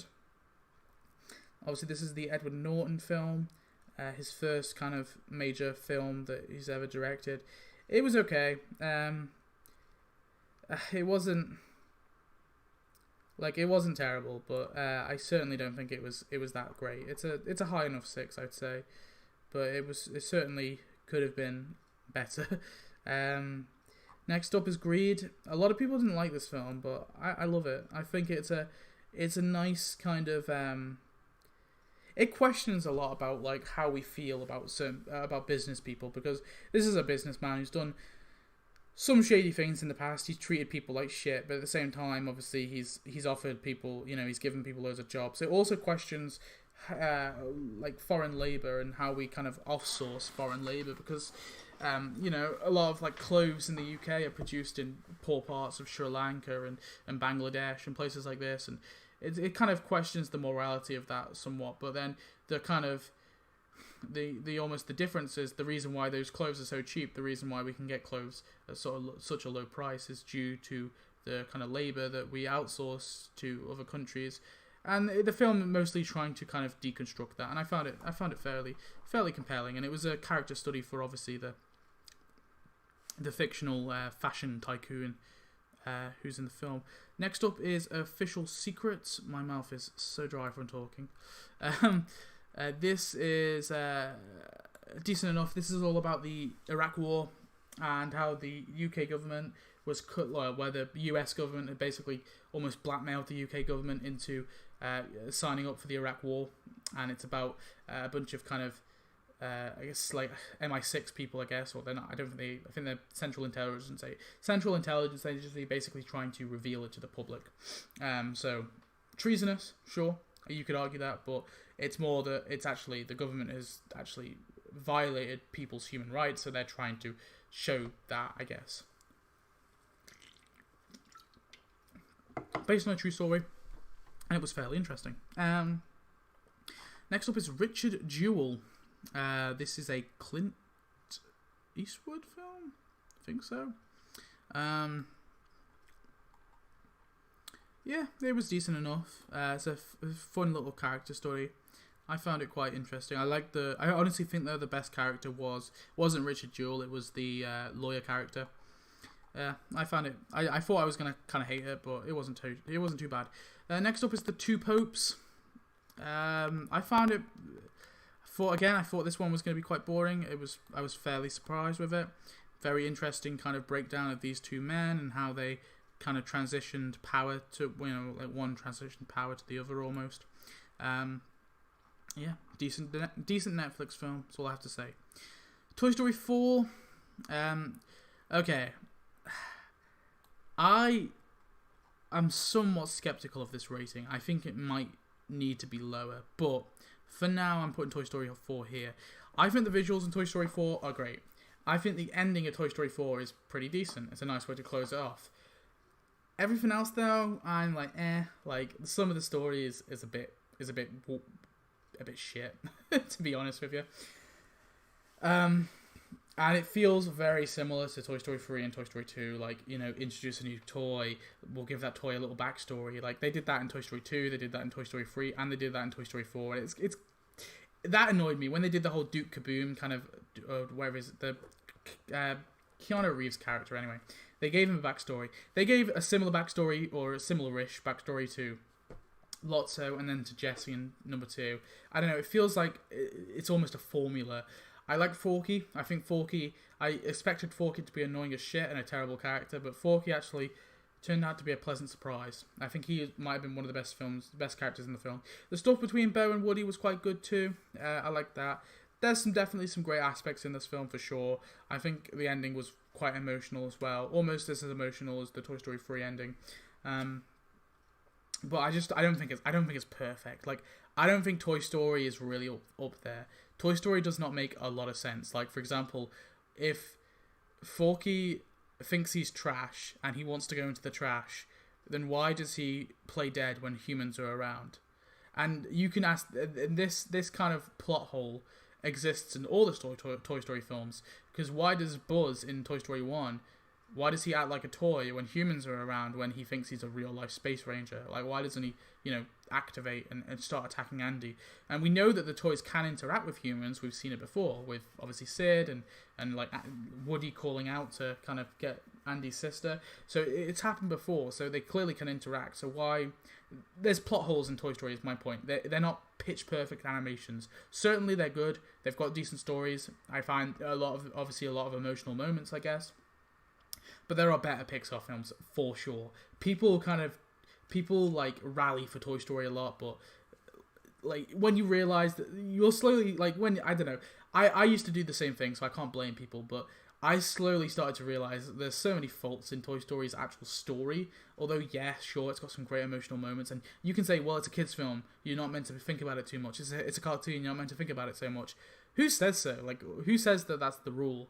You can make up your own rules. I mean, if you think Toy Story is great and you think it's the best, series of Pixar films, that's fine. Good power to you. But like, I don't know. For me, I see so many faults in them that I just, I've rated it high as I think I can possibly rate it. Ugh. I am tired of talking, so I want to get this over with soon. See if there's any comments.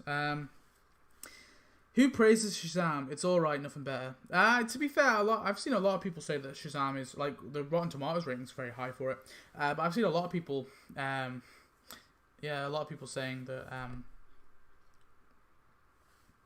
Shazam is, like, one of the best kind of DC films. Sorry, lost my train of thought. Why Toy Story 4 so high up?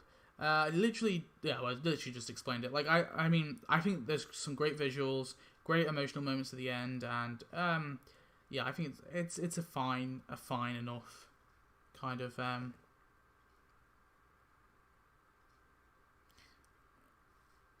Anyway, knock Toy Story 4 down to 2 out of 10. The story is so unneeded. Forky is annoying.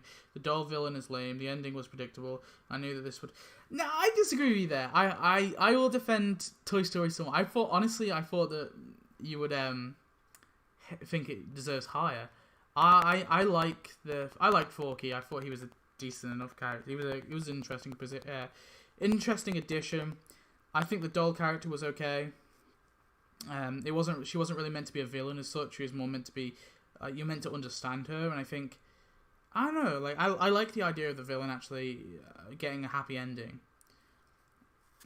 1 to 3, that is the Holy Trinity of Disney. 4 though hit different. It was an emotional investing. The classic gang barely had screen time.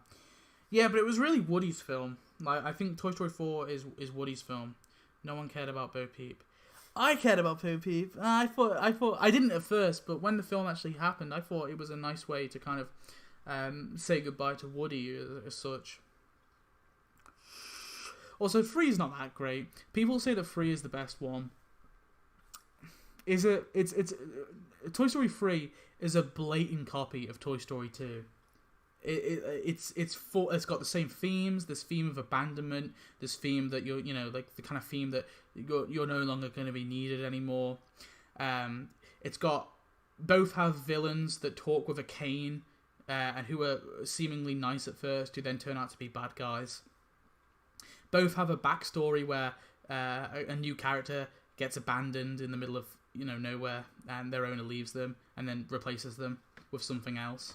It's a very similar kind of film in that regard, and I don't know if Toy Story 3. Like I think Toy Story 2 was far better than Toy Story 3 because it was the first one to do those ideas.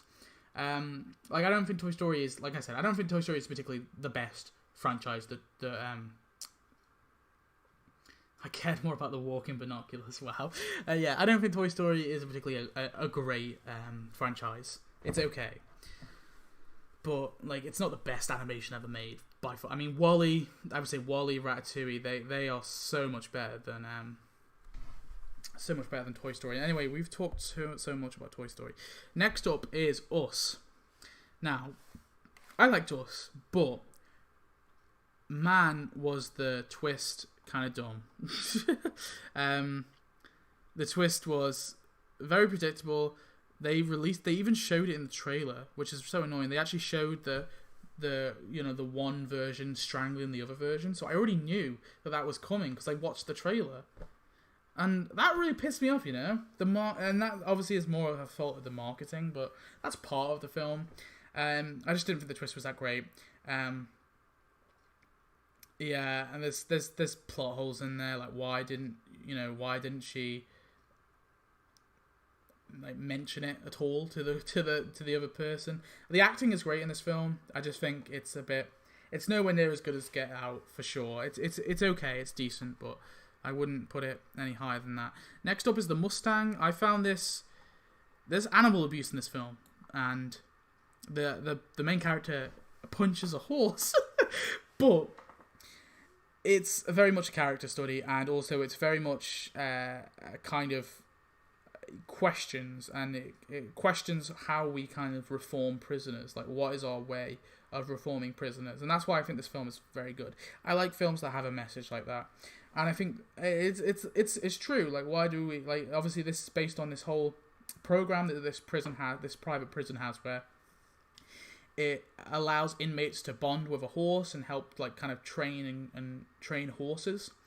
And obviously that's part of their kind of rehabilitation process, and that's what the film is about. And it's about this one particular man who obviously has this horse, and he's trying to, like, you know, care for it. And he's a prisoner, and he's somewhat, I mean, he's obviously done bad things in his past.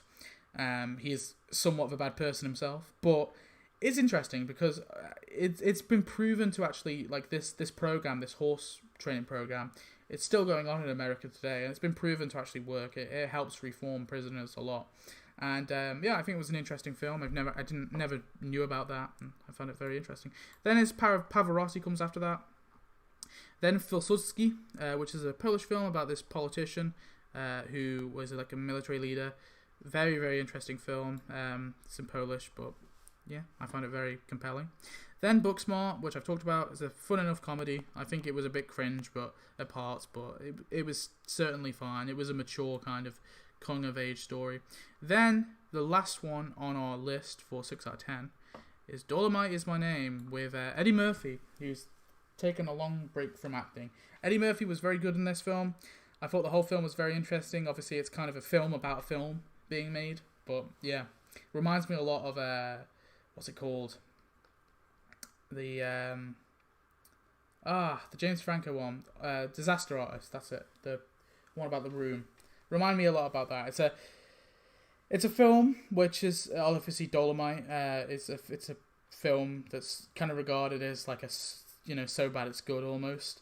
And it's about kind of how that film was made, and it's an interesting character study film, and I found it quite funny as well.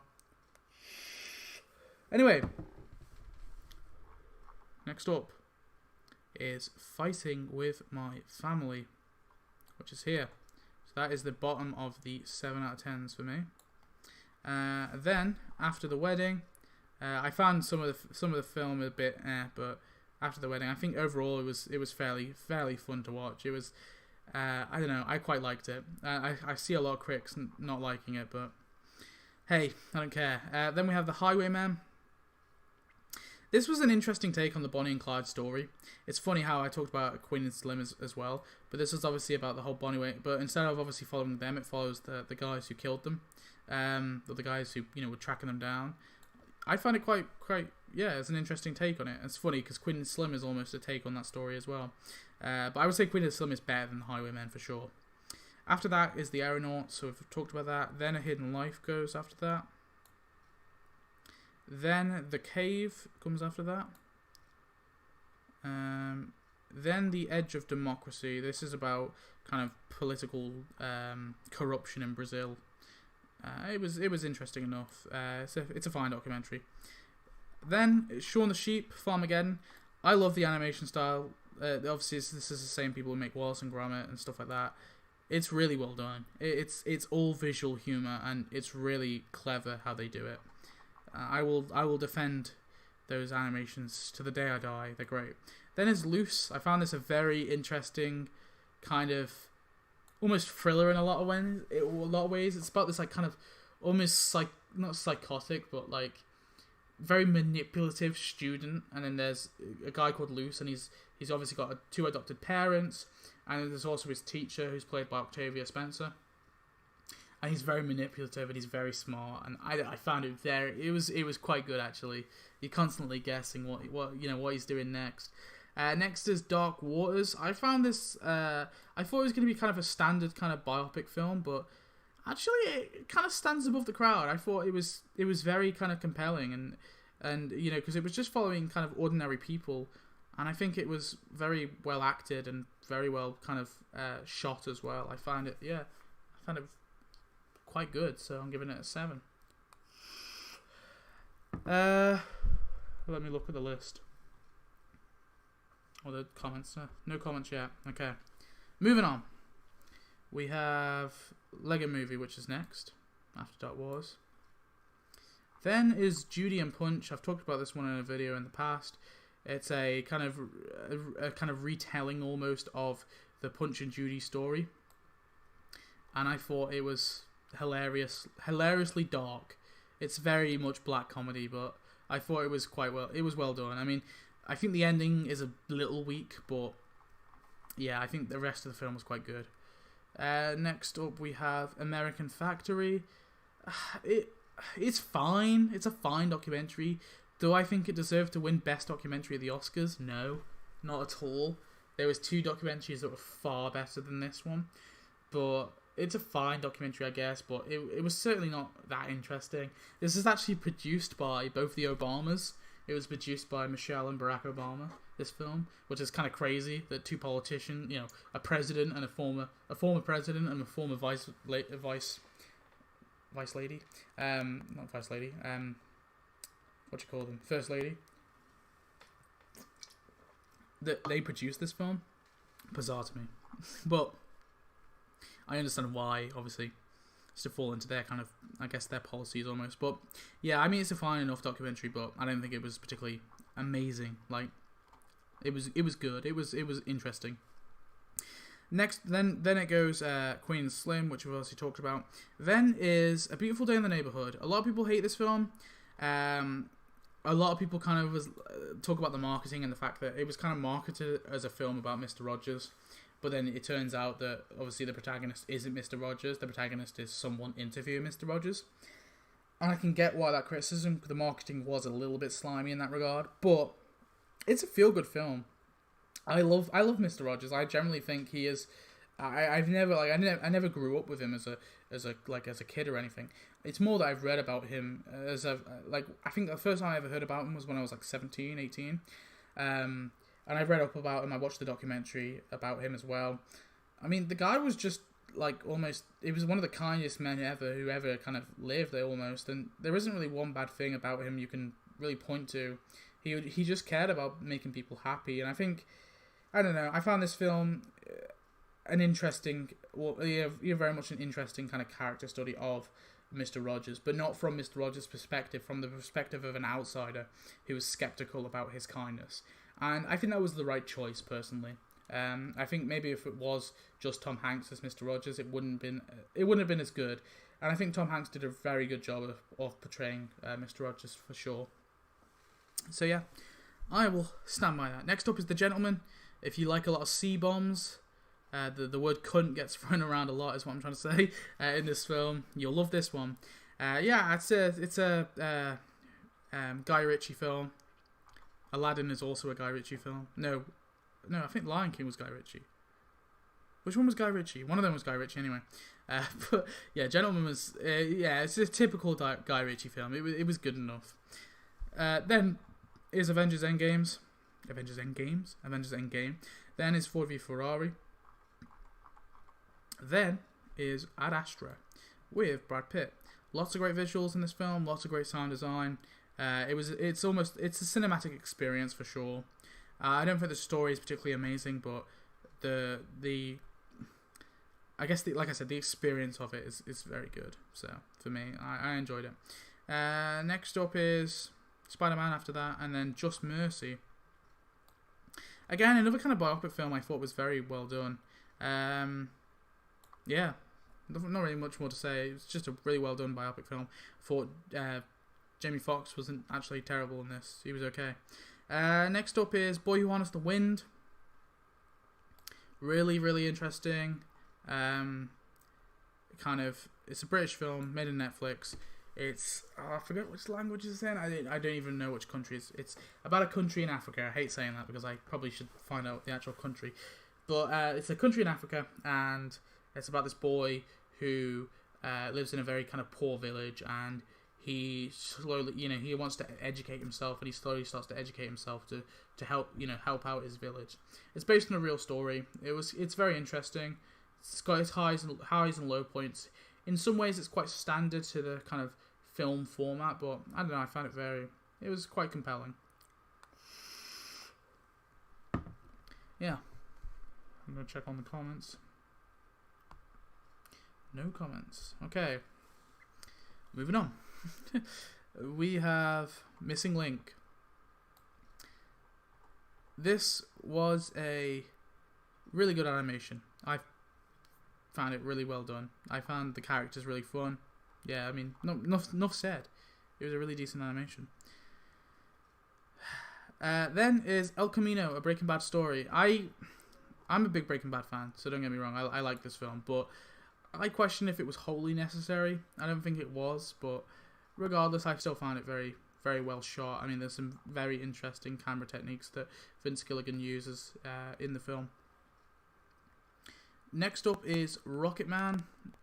I thought this was going to be like a Bohemian Rhapsody ripoff, but it actually tried to be its own thing. It was almost like a musical in many senses, and it really captured the figure of Elton John very well. And I think it was a really well done film. It didn't shy away from his negative, the negative things he did. It showed it all, like kind of warts and all kind of portrayal of Elton John as a person. And I thought in lots of ways it was very honest, and yeah, I appreciate that. Yeah. Next up is Midsommar. This is probably the best horror film of the year. Psychologically horror, I guess, in a lot of ways. I wish the ending was a little bit better. I wish some of the build-up was a bit better, but man, there's some amazing visuals in this film. Great sound design. It was very good. It was a very good horror film. Certainly it could have been a bit better, but yeah, I still found it very compelling. I'm trying to get through this quite fast now, so I'm just going to briefly give my thoughts on this film. So Jojo Rabbit, fun film, for sure. Very kind of upbeat and quite funny. Some great acting. Yeah, overall, feel-good kind of film. I thought it was very well done. Then we have Little Women. This is by far the best adaptation of the Little Women book. It was presented in a very mature way. Certainly, I think it's not particularly my film, but I can appreciate why people love this film a lot, and I think, yeah, it is certainly a well-made film. Next up, the last 7 out of 10, it goes to The Farewell. Now, I've actually kind of bumped this up a little bit. I think originally I said that Ad Astra was better than this film, but after rewatching it, I can understand. It's a really kind of heartfelt film. Heartfelt film? Does that make sense? Yeah, it feels heartfelt, I guess. Heartfelt film. It's very upbeat. It's quite sad. It's kind of an emotional roller coaster in a lot of ways, and it's interesting to kind of look at another culture's kind of approach to death and grieving. So yeah, I found it a very kind of mature film, of course, made by Lulu Wang. It was fairly decent. I wouldn't go as far to give it an 8. I can't quite give it an 8, but it's certainly a high 7. It's the highest of my 7s. So there you go. Any comments? So Joker, best film of the year. You'll see Joker's placement eventually. So we have Portrait of a Lady on Fire is my lowest, number 8. A lot of people love this film, and I can get that. The kind of claustrophobia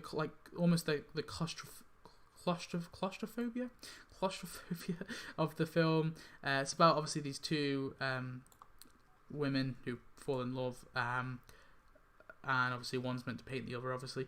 But yeah, I found it very interesting. It's a French film.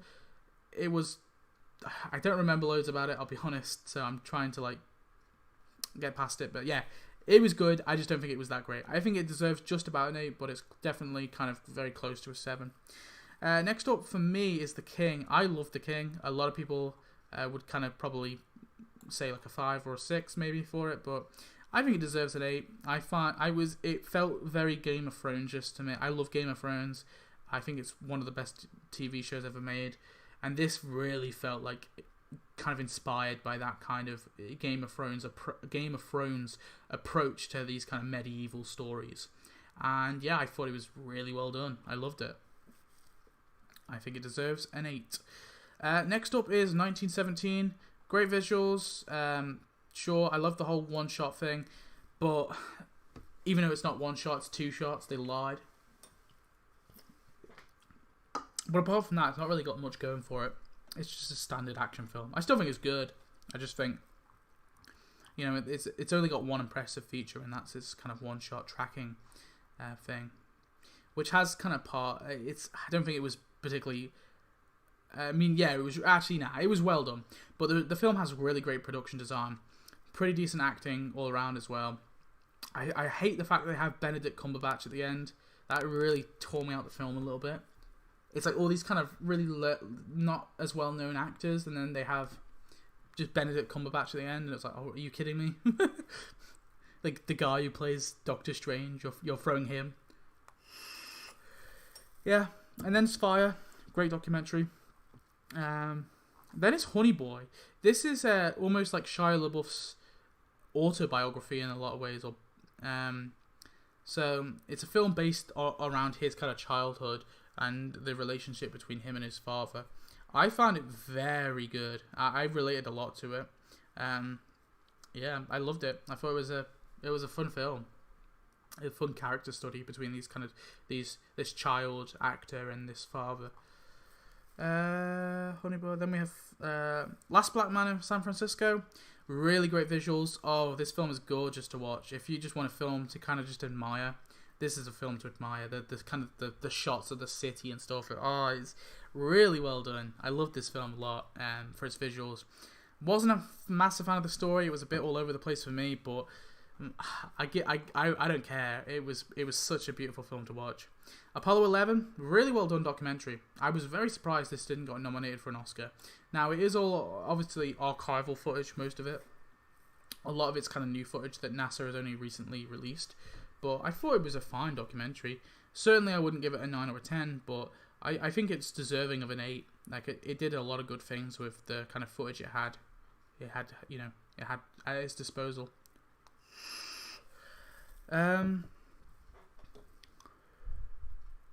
Yeah, next is Klaus. Second best animation of the year. It was a kind of nice Christmassy sort of film, I guess. Really well done animation. I think the animation style was, I was a little iffy on it first, but then after a while after watching it, it really fitted the story.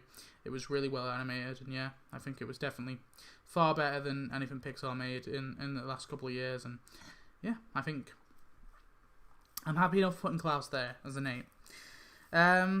Next up is Joker.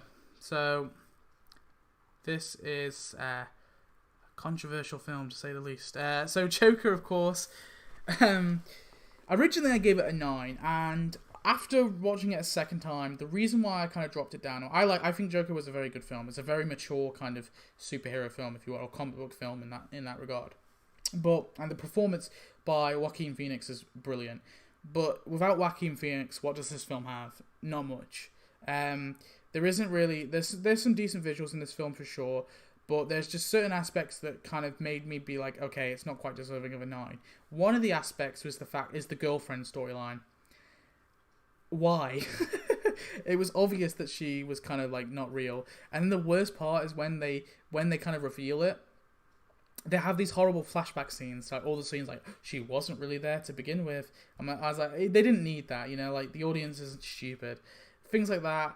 I am somewhat iffy on them kind of forcing Batman into the story. I don't think he really was necessarily needed. They didn't really need to do the whole Bruce Wayne's thing and the Bruce Wayne's dad. I don't know. They didn't really need to do that, but they did it anyway. There's certainly great things about this film. I just don't think it's not quite worthy of a 9. It's close, but not quite. And there certainly were better films in the year for me, in my opinion. So I think it deserves an 8. I think it's certainly better than Endgame. It's certainly better than anything Marvel released this year, in 2019 at least. I just can't give it anything higher than an 8, in my opinion. Next up is Pain and Glory. Obviously made. This is a Spanish film. By I can never say the director's name. It was a great. If you're not familiar with his work, it probably won't be as interesting to you. But it's almost a kind of autobiography, like Honey Boy in a lot of ways. And yeah, I find it very visually compelling and very kind of. It was a really interesting character study. Sorry We Missed You. Originally, I kind of rated this a 7, but I've actually raised it to an 8. I appreciate it a lot more now. I think this is a realism film. So what I mean by that is the film is trying to capture real people and like what real people kind of live like, I guess, and it's trying to like kind of show their lives in a real portrayal. And I think the film was done it was done very well. It was very well done. It's a Ken Loach film, and obviously he's quite famous for making these kind of realist type films. And I find it very interesting and really quite compelling, and you could really feel that this was real life. Anyway, moving on. John Wick Chapter 3. Obviously, we got that there. After John Wick Chapter 3, I'm putting Knives Out. Yeah, and then after Knives Out goes I Lost My Body, which is by far the best animation of the year. This is a French animation. It's a very mature animation in the fact that it's not for kids. It's for, I would probably say, like teenagers, 15 maybe upwards. It's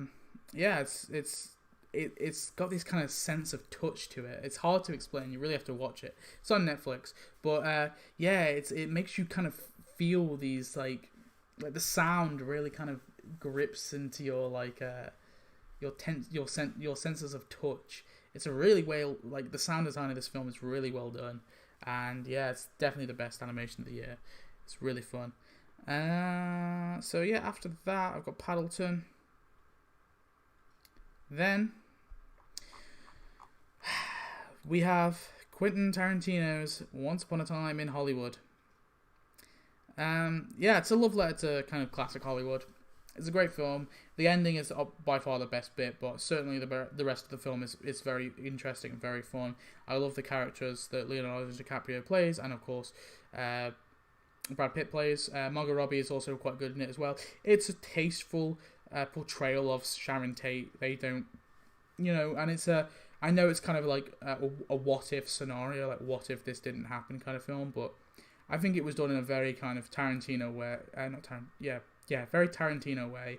It was respectful. It was a lot of fun, and it was interesting as hell. And it was a nice kind of love letter to classic Hollywood, as I said. So, certainly not Tarantino's best film, but it's definitely up there. It's better than some of his other films for sure. Next up, the last on my list for 8s is actually Waves. So this is visually, this film is great. Now you could describe this as like a hipster film, if you will, if you want. I could understand people kind of describing it like that. But visually, it's a roller coaster. This film, it really is. Like this, like halfway through the film, it switches protagonists. It starts with like this brother, or this kind of like a high schooler, I guess, just about to graduate. This is like kind of his prom's coming up almost. And then halfway through the film, he goes, like, spoilers, he goes to prison, and bam, we're following his sister. Now, at first, I was like, what the hell are they doing? This is really weird and jarring. But as it kind of got into it, I was on board. I loved it. I actually preferred his sister to the kind of character you follow from the beginning. Both stories were really interesting, and it kind of flowed. The split between the two was a tiny bit jarring, but I think it was a good move. I just wish they kind of transitioned it a bit better. There's some aspect ratios kind of change in this film as well, but it's not like Lucy in the Sky. It's done very tastefully, and it fits with the theme, and it fits with the scenes going on in the film. Like I said, it's a film with different highs and lows. They have these great shots, these 360 shots in the cars. When the characters are driving in a car, there's this really well done, really well shot 360 kind of rotates, and it makes you feel alive almost. It's a film that has multiple emotions in it, and I thought it was a very well made film. I almost want to give it a 9, but I just think that kind of jarring midpoint for me kind of makes me want to just about give it an 8, but it's very close to a 9 for sure. So that concludes my 8s out of 10. So we're veering on to here we go. As Spring King said, Joker is more relevant than ever. Yeah, you could argue that, I guess, but I guess it's somewhat different. I would say that I don't really want to comment on it too much, but the Bruce Wayne dad causes the whole divide between Joker and his mom. Yeah, I get that, but actually no, the divide between him and his mom, I guess, early on in the film, sure, but there's certainly another way they could have done it. Like, why? To me, my point when I said that why do they have to have Bruce Wayne in there is because it feels very forced, and it feels very like circumstantial. It's like this is a villain origin story, which has very rarely been done, because Joker hasn't really often had an origin story, and so why does Batman have to be intertwined with that? It doesn't, and I feel like they could have done that storyline. They could have had the divide between him and his mom without the Bruce Wayne stuff. That's all I'm saying, is that they didn't need it, and I think it was kind of put in there to, just to kind of familiarity, I guess, just to kind of the audience to be like, oh yeah, I remember, yeah, of course, it's Batman. I don't know. I just don't think it was wholly needed. Anyway, let's get on to the 9s. So obviously Maradona is the bottom of the 9s, but certainly a great film. Next is Uncut Gems. This is an Adam Sandler film, and most people hate Adam Sandler. I don't particularly think he's very good. This is by far the best film I've seen from Adam Sandler. This is of course made by the Safdie brothers. I don't really want to talk about it too much. Watch it. It's really good. I've had friends be like, no, it's not that great, but I like it. I think Adam Sandler is very good in this film. There's a lot of realism in this film. It's very gritty. The camera work makes you feel very claustrophobic. It's very tasteful. It fits within the themes. It's not random.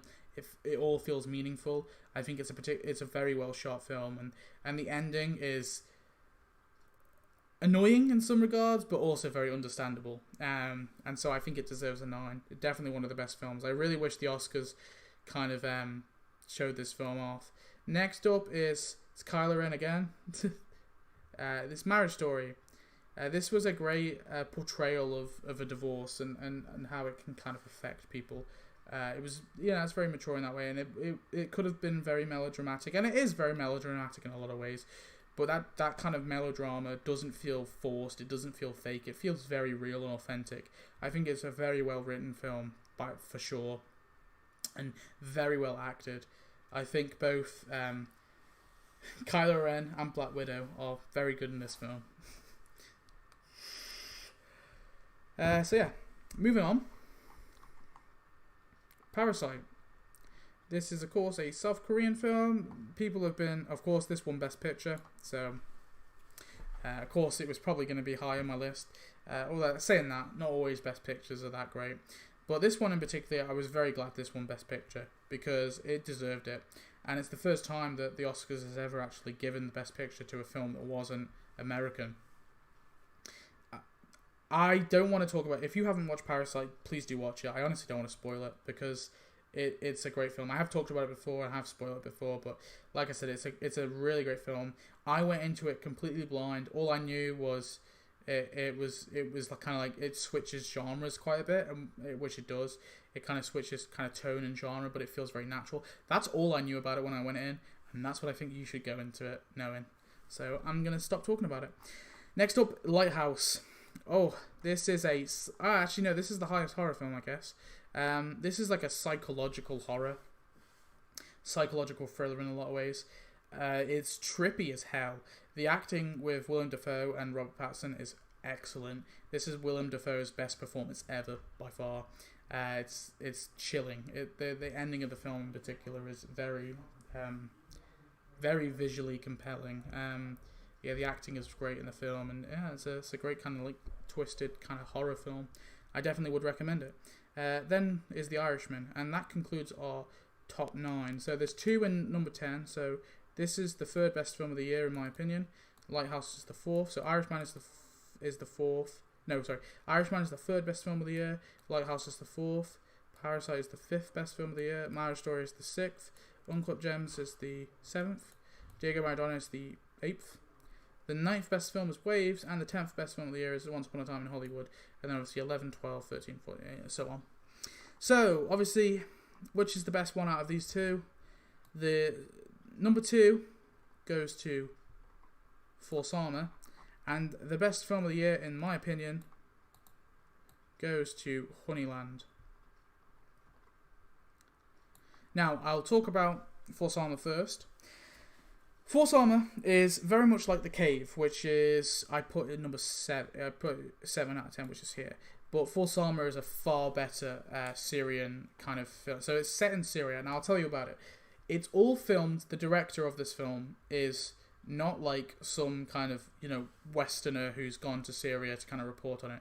The director of this film is a Syrian woman in the crosshair. She's a journalist, and her husband is a doctor, and she's filming to kind of spread awareness of the kind of atrocities that are happening in Syria with the Syrian government attacking their people, and with obviously ISIS and stuff like that as well. And she's reporting on the kind of the atrocities herself. The footage in this film, it's shocking to me. I've never felt such emotion for a real life, like a real life story. I found it very, very compelling, and it makes you feel very sorry for the people in this situation. It's very brave. I think the director's intent to me is very important, and this woman is definitely probably the bravest director of all of 2019 by far. She, risking her life to show these kind of things. Like, she could have left as soon as her baby was born, and in some ways you can kind of say, well, she was putting her own baby at risk, but she wanted to that was her home. Like, she doesn't want to leave. Like, imagine like your home is getting attacked. You don't necessarily want to leave straight away. You kind of want to stay. It's your home, so you can understand why. But yeah, I think the film was very well made. It's a great documentary, very compelling. The only thing I kind of hate about this is near the end they do this kind of horrible rewind effect, and that's honestly my least favorite thing in the documentary. But I don't think it was enough to kind of for me to knock it down to a 9. And then the best film of the year for me is Honeyland. Honeyland is a excellently made documentary. Now, when you watch Honeyland, it doesn't even appear like it's a documentary. It feels like it's fiction, but it is incredibly well made. It's the most beautiful film I've ever seen. Possibly one of the most beautiful films I've ever seen. The way it's shot, the kind of the way they use natural lighting is so well done, and the story is really compelling. It's really interesting. It's really well edited to make it kind of feel like a narrative as well. Everything about this film is just so amazing. It's basically about this North Macedonian beekeeper. She lives in the middle of nowhere, no electricity or anything like that.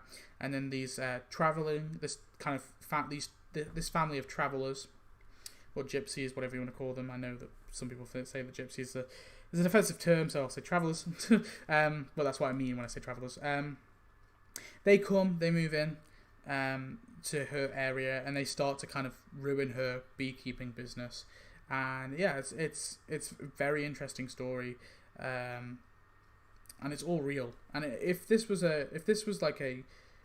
fiction, I would probably give it a 9. The fact it's actually real, and they've actually kind of cared. They've actually cared about how they shoot how they shoot these events, how they kind of position the lighting, and how they've edited it to make it seem like a story. That's why I've given it a 10, and that's why I think it's the best film of the year. It's definitely one of the most creative films of the year, and it's all real. It's a documentary. I don't normally put documentaries so high, but this one I just had to. I just think it's a perfect film. I don't see a single thing wrong with it. I physically could not give it anything lower than a 10. So that's why Honeyland for me is my favourite film of 2019. I know it's probably not everyone's cup of tea, but I would recommend it if you're a fan of kind of visually appealing films, I guess. And we got a comment from Spring King. The Wayne family just make the universe more familiar? Yeah, I guess. Adam Sandler peaked at Grown Ups. Adam Sandler's films are so bad they're funny, which is kind of true, I guess, yeah. But Uncle James, he's actually very, his acting is actually very well done. But anyway, I'm going to call the video here. I just wanted to kind of do this, so just a little look here. I'll just kind of scroll down so you can obviously see every single film rated. So my top 10 worst, I guess, is Murder of Nicole Brown Simpson, The Haunting of Sharon Tate, Cats is the 3rd worst, Lucretia is the 4th worst, Little is the 5th, Fanatics the 6th, Queen's Corgi is the 7th, Black Christmas is the 8th, Horrible Histories is the 9th, and then Playmobil is the 10th. Yeah, I'm gonna cut it here. Thanks for watching. I'm tired as shit now. See you later. Bye.